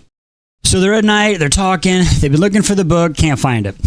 Feyre goes out on the veranda. She sees Amren and Valeris, whatever her name is. And then out of the corner of her eye, she kind of sees like a hole, and she's like, hey, what the fuck's that? So they're like, maybe that could be the place. So the next day as they're eating, she makes some comments like, oh, I've seen all the town. What about this little hole? And then Tarquin and his sister Credenza or Cresanda or whatever the fuck her name is. I like Credenza. They get this look about him. So, okay, they know what it is. That's where it's got to go. So day goes around, blah, blah, blah. The night comes up. Rhysand flies him in. Is like, hey, y'all do your thing. I'm going to go keep watch. So they go in, and all of a sudden, it's just nothing but mud and seaweed. But she hears this here. She's getting pulled to it. So they start digging. As they dig down, they see like a little latch or thingy, and they pull the latch, and they end up going down some stairs. And when they go down the stairs, they end up seeing a wall. And this is where Feyre is like, I am Tarquin, I am Summer, I am blah, blah, blah. And she fucking literally uses Tamlin's powers, and she shapeshifts into Tarquin, puts her hands up, and the door opens, and then they go down, and now they're in this water room as they go down. So in this big old water room, and they come up, and then there's another wall. Well, this time she puts her hands up, and she's like, I am Tarquin, I am Summer. She didn't even need to transform, and she hears a click instantly, and the door opens up, right? And they go into the middle of the room, they see like a lead-lined box. She's like, oh shit, it's a sarcophagus type thing, and Armin is fucking Armin's not happy. Armin like feels how powerful and scary this shit is. So all of a sudden, she's like, well, go get the fucking book. So in my mind, I kind of picture like Indiana Jones. Like if y'all remember the original one where he's got the head and he's trying to weigh the bag. Like this is what she's thinking. It's like, okay, how do I do this? How do I do this? And she hears the book or the box say, who are you? Who are you? And remember earlier in a few chapters when they went to talk to the bone carver and Rhysand was like, don't fucking lie. See, she didn't remember that advice and she lied. And she goes, I am Tarquin. I am the summer. And the book goes, fucking liar. And the door fucking slams shut and water stops coming in. She's like, oh, fuck, I fucked up. Oh, shit, I fucked up. So she grabs the thing, the lead box, and she puts it in her thing. And then Armin is fucking like, ah! And Armin does some magic fucking Armin vampire from another world shit and gets the door open and is holding this little, her making light see so they can see. And then they get there and they get out of the room and then the door fucking slams shut. And then Armin's like fucking draining power, like she's getting drained. So Feyre grabs her feet and puts it around her waist and she's fucking holding on to her and they get up to the next door and she fucking can't get it to open. And all of a sudden she's fucking like, and fucking pulls out her fucking talons, not claws, but talons. And she starts going ham, but she can't. It's not working. It's not working. Her lungs are filled with water. She's losing out of air. Lungs are breathing. Where the fuck is Rhysand? Boom! The door bashes open and it's this black, oily haired fucking little water race. Like, come on, let's go, bitches. They pulled him out, fucking did what they had to do and said, our sister's debt is paid. And they fucking swim off to shore and Rhysand's like, what the fuck did you two do? Every alarm's going off. Like, where you been? And they're like, where you been? And he's like, motherfuckers, I've been dealing with the guards again. So anyway, they're like, well, you get the book? He's like, yeah, we got it. So they fucking wintered out and they land in the night court. And Az and Cass and more sitting there and they just drop down and fucking seaweed and sand and they're like, what the fuck? What the fuck? And Armin's like, what the fuck? And Rhys is like, yeah, you got some explaining to do. And Moore's like, what the fuck is happening? What is going on? And Feyre tells the story at how the teeth, the water wraith didn't have any fucking money, so she got pissed and said, here, take it. And Amryn, that causes Amryn to go into a major fucking laugh. It's like, you gave those foul beasts money. Only an immortal with a mortal heart would give those wretched creatures money, and they turn out to be the ones that save our life. Your luck by the cauldron. Like, what the fuck? So everybody's just kind of like, wait, what? So then they get there, and then they go to help each other up and snap of the fingers and they're dry, except for where the box is. And Rhysand's like, all right, one more thing. Let's check this shit out. So they sit down. He's like, open the shit up. So she's like, trying to open the box. She can't do it. And she's like, and then the book's like, who are you? And it says Curse Breaker and it opens up and they see it. So again, if she would have just said her name Curse Breaker, they probably wouldn't have been in that trap. But I digress. Don't know. Anyway, so they open it up, and it's not a book that's in leather and writing. It's metal with 3 rings, gold, silver, and bronze and stuff, but nobody understands the writing. And Feyre's even like, well, I guess me learning to read was fucking unnecessary. Nah, bitch, you got to know how to read, okay? You got to know how to read. Anyway, and this is where we find out Rhys knew this, and he's like, I think you can read it there, Amryn. And that's when she's like, oh, you knew this the whole time? And he's like, I did, but I didn't want to tell you because I also think this might be a way for you to get home, but I didn't want to get your hopes up. So this is where we're back, where the Rhys is keeping the truth from people, but it's for a good reason, but I'm not. So we're having this conflict, me and Rhys right now, with this not giving all the facts. At least let them... Anyway, I digress.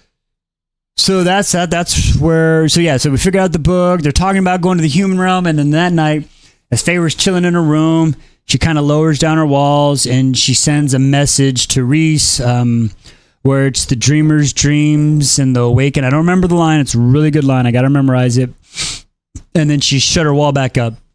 And then this is where Rhys comes in and said, like, all essentially, so I guess he's like tapping on her wall. So she let it down and have a conversation where it goes good. So again, the sexual tension is building up between these two.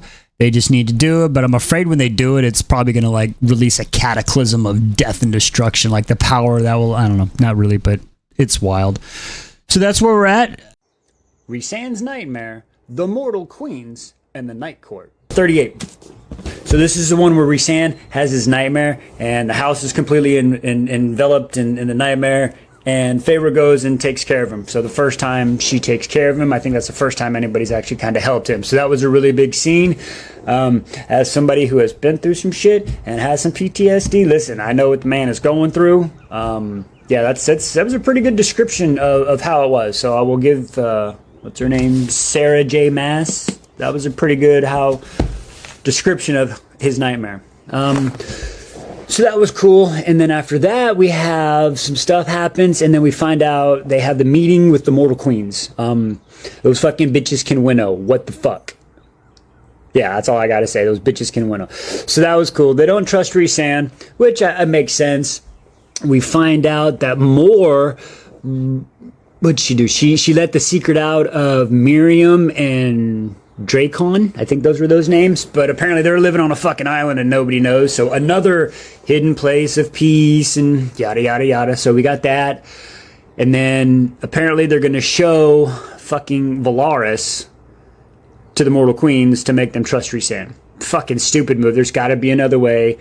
Their plan is to go into the Night Court to the Hewn City and steal Mor's dad's crystal opal ball so they can see Valaris but not be in Valaris. And I guess that's their plan. It works. Again, I digress. I don't think Valaris should ever be shown, but I also agree that they don't need to be showing this land where Miriam and Dracon are at, because those motherfuckers already fought the war and should be peaceful. So again, props to Rhysand for that. So we go through that, and then now we find out about the Hewn City and the Night Court, and there's the conflict of Rhysand not wanting to take Feyre there. He's like, listen, you're gonna see a side of me, and she's like, listen, bitch, I understand, like, you're gonna do what you gotta do, I know you, there's a mask. And then when they said something, and as the prep down there, and there was a line, it was like, this is the mask of the High Lord of the Night Court. And then as soon as I heard that, I was like, oh wow, the comparison. So if you remember, you know, the Spring Court and fucking Tampon Tamlin and his group, they all wore masks like 59 years. But think of the mask that Rhysand has been wearing. Okay, it's the same 50 years he had to put a mask because he was Amorous whore. But before that, this dude has wanted to break the classes, and he's been putting on this whole thing. So he's 500 and something, 540, 580 years old, somewhere between there. And he's been putting a mask on. So yeah, fucking wild. Anyway, so they have a talk, Feyre and Rhysand, and they're like, listen, I got to do some shit. And she's like, I got it. What do you want me to do? Let me help you. He's like, no, you can't. She's like, listen, motherfucker, I want to help you. I'm going to help you. So let's go. So then we find out that they're flying into the city, and all of a sudden, fucking arrows come up, and they're flying at ash arrows, and they jump down, and they couldn't find nobody. So somebody set up an attack on them. I'm not sure who it was, but they figured it out. Or they couldn't figure it out. So anyway, so they ended up getting into the Hewn City of the Night Court, and it's a big old fucking spectacle. Like, wow. Mor walks in, and she just fucking owns the room in her red dress. And then when fucking Amon walks in, fucking killing it. But then, dude, the way they described Cassian and Azrael walking in. Now, remember, this is another thing that fucking blew my mind here, folks. When we first learned about Az and Cass, and we learned about their siphons, they were like, oh, they got siphons on their gauntlets, right? Nah, bitch. These not just one, not just two siphons. These bitches got 7. 1, 2, 3, 4, 5, 6, 7 siphons. One on each arm, one on each shoulder, one in the chest, and then one on each knee. You only get the... What? These fuckers are powerful. Didn't realize how powerful they were. That was pretty crazy. And then old fucking Rhysand walks in looking all badass in his fucking wizard thing and his dark lordness. And then, of course, they got Feyre in her little, like she was back under the mountain, like chiffon, see-through, fucking... You like, look. You can see her lips, and I don't mean these, okay? That's what they're saying. And her and Rhysand are basically playing a distraction. Like, he's all rubbing up on her, and everybody's like, oh my god, what the hell? And Mor's dad's like, oh, hello, your honor. What's his name? Like Kodak or Citric? I don't remember. He's a douche canoe. But anyway, he starts running his mouth and giving us the report, and Rhysand's like, yeah, whatever. And he's like, hey, give my lady a drink. So he goes to get the drink, and he comes back, and Feyre starts walking around, and they're doing this because, they're making a distraction because either Az or Cass is stealing the ball. So I think it was Az. So then Az comes back, they do a little scene, everybody's like, oh, he's been here the whole time. But then as Feyre is walking by Mor's dad, that motherfucker in some undertone breath shit goes, whore, called her a whore. Fucking Rhysand from like across the room heard that shit and is just like, and fucking just breaks his legs, breaks so much shit, and is like, don't go see a doctor in the morning. Don't do it. So it's pretty fucking wild. Book's getting interesting, at least for these. The emotional damage, starfall, lore drop, wings, distractions and healing. Chapters 43 through 48. Okay, after they leave the Night Court, they decide to stop off, Rhysand and Feyre, and have a quick conversation. And this is where Feyre just drops the biggest low blow after Rhysand confided in her. Even after she says it, she realized it was too deep, which then causes him to flinch and basically go silent. They return home and spend the next 2 days not talking to each other just because it was that fucked up. During those 2 days, we learn about Starfall. What is Starfall? Well, it's a big celebration of the Night Court where the stars fall from the sky. Well, they're really not stars. They're spirits, as we learn. And as we're learning this, everybody's down. And when I say everybody, I mean the inner circle. They're laughing, having a good time. And Rhysand's like, hey, let's go take a closer look. So they go up into the tower, and they're having this conversation, and they're getting past the night, a few days prior when Feyre was a complete bitch and said some out-of-pocket shit. And then right when I think they're finally about to make that connection and just have that first kiss, Feyre gets splattered in the face by one of these Starfall souls. So did she take a facial? Asking for a friend. I'm just curious how this stuff works. I'm new to this. Please don't kill me. Anyway, I digress. So after Starfall happens, they all have a wonderful night, and they end up in the Illyrian camp that Rhys and his mom used to be at. And we find this lore drop of how Tamlin and Rhys were somewhat friends. And Rhys is even trying to teach Tamlin some Illyrian fighting styles. And fucking Tamlin, again, I don't even know how to say this. He betrays him. He tells his father and brothers where Rhys, his sister, and mother are supposed to be. And then they go and fucking set up an ambush. The problem is Rhys is not there. He's off doing some training, so they kill mom and sister. When the fuck did he get his sister? What? Anyway, Rhys finds out about it, says, fuck this shit. So Rhys and Pops and everybody else or whatever, they winnow into the Spring Court, go in, and they decide, hey, you kill my family, I'm going to kill your family.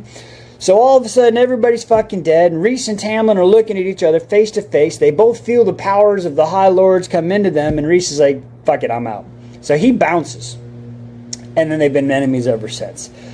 Wild. I don't know why he just didn't snap his brain then, and then the problems would be over, but that would have probably started a bigger war. But you just killed my mom and my sister. Fuck off. I'll deal with the consequences later. I digress. So Rhysand and Feyre, they go into the woods. The training first day is kind of whatever. Some flames get crazy. It does get hot, but they go in the second day. And as they're training, here we go. I want to be a main character, Lucian. Like, I still love Lucian. He's probably at the bottom of my top 10, but he's starting to piss me off. He's like, come on, Feyre, let's go home. Like an army recruiter, like, won't leave you alone. Feyre has told you no, she's not going back. He's like, no, come on, Tamlin, he didn't mean it. He hasn't been the same. It'll never be. Just please forgive him. It's okay, it's okay. Like, just stop. No means no. She said no. Would you just stop?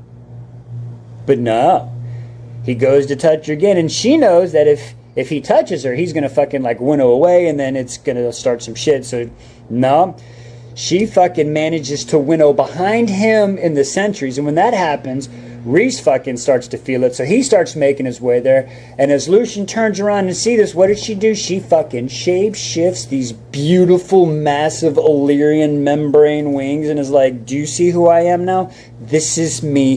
This is who I am. Get the fuck up on out of here. And Rhys is like, you might want to go, otherwise you're just, Rhys realizes, oh, this woman is not, she is everything I've wanted and more. She is reborn. She's powers. It's, anyway, I digress. They do the training for the day. They go into this little cabin in the woods, which we find out is really nothing more than a brothel, a hostel. You know, they rent the rooms for an hour. They get their room, go upstairs. He's like dry off, goes down, gets them some food. I think it's like stew and some meat pies. They eat, and then this is where we get the little distraction and healing. So they're eating, they go to bed, very small twin bed, maybe a little bit larger. She's cold. He's like, here, I'll keep you warm. So he puts his arms around, well, very nice, don't touch anywhere he shouldn't, hands on. And they start having this conversation. He's like, so what do you want, Feyre? What you want? She's like, listen, I just need a distraction. Like, maybe if we're not together, but, you know, we're together, just physical sense or whatever. So I tell you what, they have a very good night that night. She has a nice release of pressure. And he's very respectful, very demure. He waits for consent. Yes, High Lords who use and listen to consent. Isn't that amazing? He didn't force, didn't trap, he didn't push. So remember, even if you're a High Lord, we like consent. Okay, anyway, so that's how it goes now. A hostile morning, a cup of tea, a cabin in the woods. Chapters 48, I believe 54. Let's get into it. Okay, so it's the morning after the hostel. They get up. She's going to take a bath, and she's like, nah, fuck this shit. I ain't taking a bath in this hotel. So they get up and leave. And as they're flying away for the day's training, you can tell that Rhysand really wants to tell her something. So as he goes to tell her, he's like, Feyre, and then I know they sound like lasers, but they were arrows, so it's more of a and arrows come up, and this dude is just laden with ash arrows, and he's on his way down. He's got like 7 or 8 in his wings, a couple in his legs. He's screaming in pain. He winnow throws, I don't even know how to describe it, Feyre into safe area. She hits the ground, and she's like, what the hell, where is everybody? Where is he? I can't find him. She's like, wait, I can do this. I am powerful. I am Feyre. I can hunt. Blah, blah, blah, blah, blah, blah, blah. So she starts looking and she starts sniffing and she can smell him, that jasmine citrus smell. I really want to know what this smells like. If anybody can find it, let me know. Anyway, so as she's going, she finds the trail. She starts following the trail. She sees where everybody landed. She sees where they can beat him up and stuff. And then she follows the trail, and then the trail goes off into 2. And she goes, oh shit, they must be setting a trap. He's one way, it's closed to the other. She does a little bit more sniffing, and she's like, wait. What's that smell? It's me. She can smell herself on him from the night before. Boing! Winner, winner, Feyre dinner. So anyway, so she goes and she follows this thing and she sees the cave. And as she's going there, she's like winnowing across the branch. She's like, psh, psh, psh, psh, psh. She's like Assassin's Creed's Ninja Gaiden just gets it, right? So she's using all these freaking powers. She's like a real life training exercise. It's pretty cool. And so she gets to the cave and she winnows her way in there, and then she sees all the people and she fucking rages out and kills fucking everybody. She grabs fucking Rhysand and she bounces out of there, and she remembers a cave that they were at, so she fucking winnows to this cave, right? And she's there and she's like, oh shit, how do we do this? She's like, fuck, they're ash arrows. Like, so she starts cutting these ash arrows with her serrated edge of her knife, right? And she's sawing them off. And as she's doing this, she starts telling a story. And it's helping. She saws the first one, pulls the arrow out, and the hole goes up and it starts closing. So anyway, so this is happening. But he's still weak, gets all the arrows out, and he's like, all right. She warms him up the best he can. They just lay there, and next day he's fucking shivering, he's pale, the infection, there's poison everywhere. You're just like, what's gonna happen? So she's like, fuck it, I know what I gotta do. So she runs outside, she sets up a snare, and she sets down her nice cape. And what does she do? She catches another surreal. This time she's all got the shit arrow noggin. She's like, hey, and the surreal's like, oh shit, it's been a year, I remember you, what's up, dog? one of those things. Not really, but anyway. So she's like, how do I save him? How do I save the High Lord? And he's like, the shit in the forest. She's like, listen, bitch, no. Tell me how to save him. Don't give me that shit. Tell me how to save him. He's like, the surreal's like, it's your blood. Give him your blood and it'll be okay. And she's like, what? And he's like, yeah, also there's like a pink flower, blah, blah, blah, blah, blah.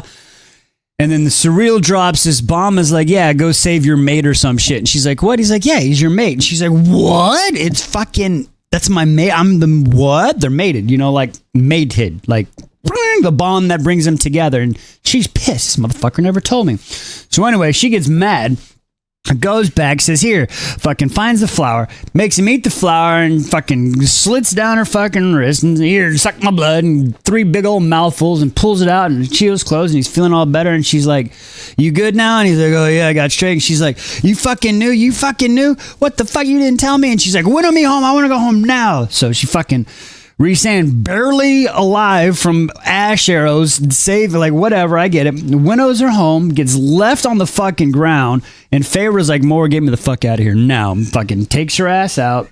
What a dick move, Feyre. Dude is just, anyway, I digress. So Mora takes her to this house where she ends up spending the next few days there. And as she's there, she kind of goes over everything, and she's like, why didn't he tell me? Why didn't he tell me it was the maid? Why was the maid? And I'm sitting here going, dude, he's in a lose-lose situation, because if he tells you that either made, how are you supposed to believe? He's not lying to you. He's not trying to trick you. He's not shattering your brain. There's so many different things that me and my wife had discussed on how was there a proper way to do it. And I personally have not found a way. Yeah, we'll just come out and tell her. Yeah, you tell her, but she's not going to believe you. Why? Because Tamlin lied to her. There was no thing in the treaty. She had to go. I get he couldn't tell the truth about the curse, but there's so many, like, how is she supposed to believe anybody at this point? And he wants it to be organic. She already sees him as a villain. She's already said nobody will love you and walk away. And then she says, I'll love you and never walk away. And then she fucking goes to a house for a few days and walks away. So it's so fucked up. I digress. So as she's there, she's painting. She kind of works herself through it, and she realizes, shit, maybe, okay, yep. Mora comes back. They have a little discussion. There's painting. She's painting the eyes, and she literally tells the story of this cabin, how everything that goes on. It's really cool. So she paints the eyes and all this shit, and then she's like, all right, I'm about to go back, and she hears a knock on the door, and it's fucking Rhysand, and she's like, oh, shit. He is dead tired. He can't fly in because if he uses his powers, that's how they track him. So he's just been flying, but he knows this is only one of the few places. So he's like, let me talk to you. She's like, all right, bet. So this is where she says, would you like me to heat you up some food or cook you some food? And he goes, you would cook for me? She goes, well, I didn't say cook. It's more like heating up. And he's like, well, and she's like, okay, you know what? I don't know these rules. Tell me the rules. And this is where he goes and says, listen, I understand we're mated, but once the mated person offers the mate food, it's like, and gives them, it's like their way of accepting. So she goes, okay, well, I'll tell you what, tell me the fucking story and I'll decide if I want to give you the food at the end. Like, tell me how you knew and when you know. So he's like, okay, bet, fair. I like it. They have the conversation. He tells the story of how when he was Amaras, whore, and like that, he would have dreams of a woman painting. So before she even killed the wolf dude, what was his name? I don't even remember. Tamlin's fucking douche canoe. Rhysand saw her in dreams. And then all these things happened. So after he goes and tells the story, how he was captured, what Amarath did to him, the whole, like, he gives it all out to her. She takes the food and she goes, here, eat. Finally, some fairy smut. A quick fight. The fucking mortal queens. Chapters 55 through 57. Okay, Feyre accepts the bond, sits on his lap, says, listen, I'm broken, I love you, work with me, we'll get through this. They have a quick heart-to-heart, and then they turn into newlyweds, just going at it. Bathtub, on the counter, against the wall, in the pain, out of the pain. They go through it. It's just eating and fucking, eating and fucking. It's pretty fun. Like, I'm going to see if my wife wants to do that once the kids leave the house one day. It'll be great. Anyway, I digress. So we go back to it, and they find out about the frenzy. And he's like, listen, if for the next few days I'm a little edgy, I can't help it. Hormones. I mean, we understand everybody has their time where their hormones are just driving them out of control, right? Men have it, women have it. It is what it is. Hey, the Fae got it. So anyway, I digress. They have some more. She learns this, and it's about the frenzy, and says, okay, I'll make sure I'll keep you calm, keep you cool. They go back to the Illyrian war camp, and what's the first thing Cassian says is, hard ride, just egging him on, because he can see it in his eyes. He's like, listen, we got to do something. The whole war camp just can sense it, and like they fly up, the women and children, it's the fucking Titanic, like, everybody get the fuck out of here, and they're just going at it, and Feyre's like, alright, well, whatever. So they get through the fight, everything's done. They end up, I think a few days pass, and they finally have the meeting with the mortal queens, right? These fucking bitches, I tell you what. Off the top rope, okay? Anyway, they get the globe, and they're sitting there, and Feyre's like, Rhys, I don't think we should show them Valaris. And he's like, listen, I have to wager this. This is the bet I'm making, so we're going to show them. So they do like this cool flyby panoramic, like fucking drone, like commercial of like a development area, like fucking showing it all off, right? And the queens are like, cool, but yeah, like all the queens didn't even show up. I think only 2 showed up, right? Some bitchy one and some nice one. So anyway, they're sitting there looking at it, they're in awe, and they're like, well, we'll get back to you. And then everybody starts getting out. Elaine says something. Even fucking Nestor runs her mouth again. And I believe it was Azriel or Cassian. I think it's Cassian. I'm not sure. Maybe Az. Walks up to her and is like, listen, I will fight for you just like I did before. Trying to help. Like, but he means it too. So the queen's like, yeah, whatever. And they fucking bounce out. But one knelt down and looked at the globe, and I guess somehow, I don't know if she has a secret coochie compartment or in her dress or something, but she dropped the box and left it under the chair, okay? So they bounced out, and Rhys saw this, okay? So he's like, oh, what the heck? And it's the page of the book, but there was a note that says, hey, be careful. The other queens, they ain't to be trusted, they ain't ill. And then they whoosh back to Valaris, and that's how we end. The Attack, the Attar, the Plan, and the Ring. Chapters 58, 59, and 60. It's been 2 days. Amren's trying to decode the book. Rhys and Az are taking the Veritas globe back to the Hue City to give it back to Kerr so they don't get in trouble through there. Cassian's taking Feyre out. They're listening to some music. They're just having a good time. She goes to have a serious conversation about saying thank you for taking care of my sisters and helping them out. And he's like, yeah, don't worry about it. And then they both kind of stop and are like, wait, what the fuck? What the hell? All of a sudden they look up and he's like, man, there ain't no patrols. He fucking hits his siphons. This is where they need to spend money when this becomes a TV show, because it's fucking like some Iron Man nano tape plate technology. All the siphons pop out. He's just fucking full badass mode, right? And they're looking up like, what's going on? And all of a sudden they see the fucking Attar, right? The fucking adder fly over and then just fucking drop something. They look, and it's the fucking good queen. The one good mortal queen, right? And she's just fucking skewered on this pole, and he's like, greetings from the king and Urian and the queens and blah, blah, blah. So anyway, they're like, fuck, we had to do it. So he's like, get back to the house. Cassian takes up, starts fighting. She looks over and sees Amren just fucking doing this and killing. People are fucking dropping. She looks over to the rainbow room and she's like, oh shit, there's people cornered. It's time to fight. This is what I'm here for. So she winnows over there and slits their throats and right? Kills like 6 or 7 dudes really quick. And then she sees people leaving. So she starts kind of chasing them. She gets by the water and she just feels the power grow. And she's like, fucking some summoning fairy magic shit. And she summons water wolves that go and attack these things. Like jump on them. Okay? They fucking put them on the ground and then drown them. It's fucking crazy. So then all of a sudden she looks up and she sees some trying to escape. Well, wolves can't fly, so she's like fucking water birds, eagles, and fucking tigers. Tigers don't fly, but eagles and hawks and they're flying faster and faster. And she's like, shh. And they're going up there and they hit the attackers, right? And the attackers are like, great, we're wet now. And she just goes, whoop, and fucking turns the water into ice, and they're frozen. Fucking icicles out of like fucking out of the sky, just fall into the ground. It's crazy, just blood and guts everywhere.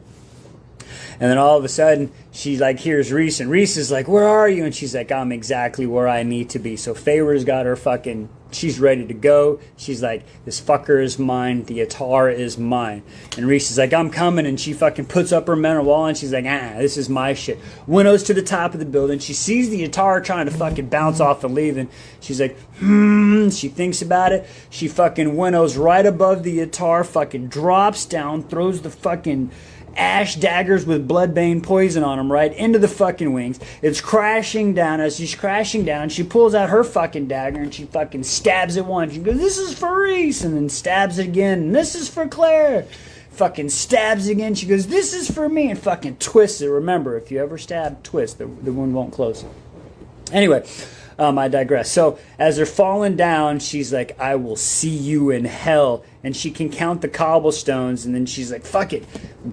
And she fucking kind of winnows like last second. So it's, and she fucking pulls, combat rolls, boom, lands into a plaster of the house. The Atar face first, splat. It's fucking great. Ooh, shit, that damn hard. Anyway, so the Atar is dead. Rhys comes up to her and is like, oh shit, are you okay? And she's like, yeah, damn.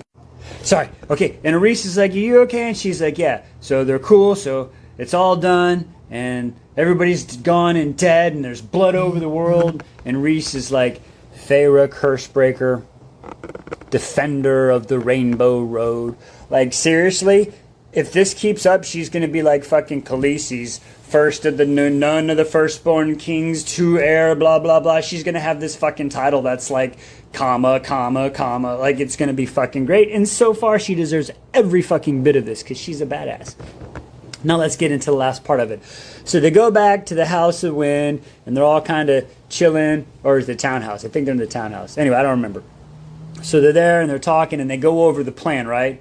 And they're giving the plan, saying, hey, look, Aemond's, is decoded it. This is what you got to say, so we got to go there. The cauldron should be in the lower area of the castle. And they're listening to this plan, and Rhys is like, so wait a second, you're telling me you want me to sit on the outskirts of this fucking island when you take my mate into town, and I'm supposed to be cool with this? And as she's hearing all this, she is processing everything that has happened, all the way to include Tamlin, right? She realizes, dude, Tamlin didn't give me choices for shit. He made me do what he wanted. Like, literally, again, if you pay attention, the one time Tamlin, when he was under the mountain, he got to her, he just tried to fuck her. He didn't try to free her anything, okay? She was a possession. So she's realizing this and goes, wow, kind of comes out of it. And Rhys is like, Feyre, what do you want to do? And she's like, I'll do it. I got it. I'm in. And he's like, okay, then we'll do it. Sounds like a solid plan.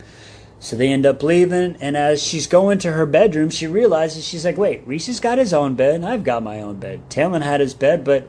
So she kind of wonders, is like, whatever, what do you want? He's like, where do you want to stay? She's like, well, fuck, I'll sleep with you. I mean, boom. I mean, I wouldn't blame him. The dude's got like a triple Alaskan king bed for his manly wingspan. And I mean that. His wingspan, not the other wingspan. You're dirty. Y'all are dirty. I know what you was thinking. Anyway...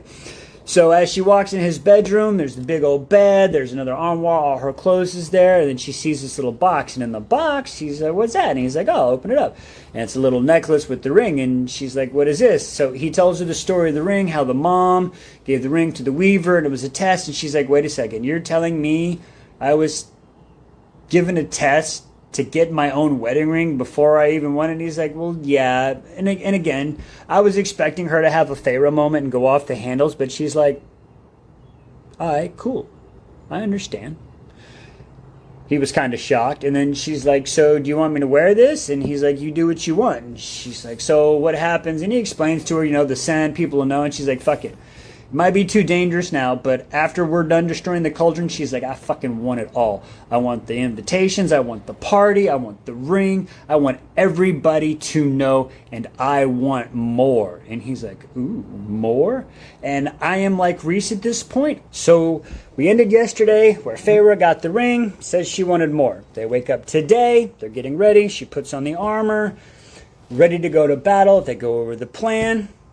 Rhys says, hey, take care of her. This is where Kaz and Azriel say with my life, and that scares the shit out of me. So there's the first time my heart dropped, because that's telling me some foreshadowing, some shit's going to happen to them.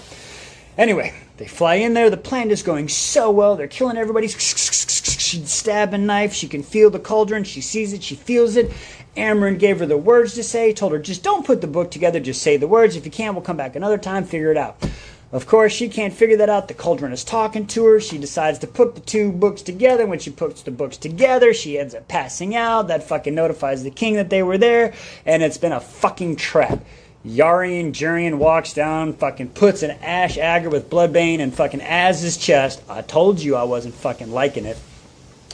Anyway, the king, blah, blah, they talk upstairs, go upstairs. There's some more talking. It's like, yeah, I'm about to really fuck up your world. And this is where we get bomb drop number 2.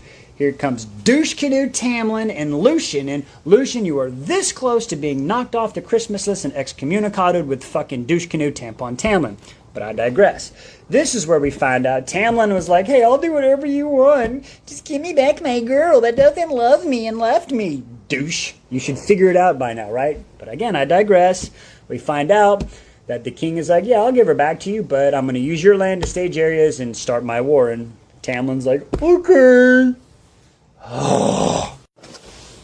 Some shit goes down. Cassian or Lucian or somebody says something. The king like does a big old flash, and this is where Cassian gets his fucking ring shredded because of the big old blast. People are knocked down, and this is where we get another fucking dump. So not only have Urian come back, it's Tamlin and fucking Lucian here. The mortal fucking queens walk in, and who are they walking in with? Fucking Nesta and Elaine. So, okay. So the whole fucking family is literally here. Hello, kitty cat. All right? And we find out that the plan is the King of Hybern is going to make the mortal queens immortal. And he's using the sisters to show that. So they start doing that. Elaine, she's fighting. She gets dumped in the cauldron. The water turns black. It's smoky. She gets dumped over. She comes up. She's taller. She's longer. She's faster. She's sicker. She's prettier. She's got pointy ears. And she's Lucian's fucking mate. Lucian is just like, you know, fairy brick, like, turns. She's like, my mate.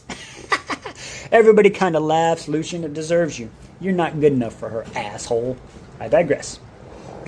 Elaine, they start putting her in, or not Elaine, Nesta, so they start putting her in, and of course, Nesta, she's fighting, she's fucking pointing at the king, I'm gonna fucking get you, and gets in the water, comes up, boom, boom, boom, comes up, blah, blah, blah.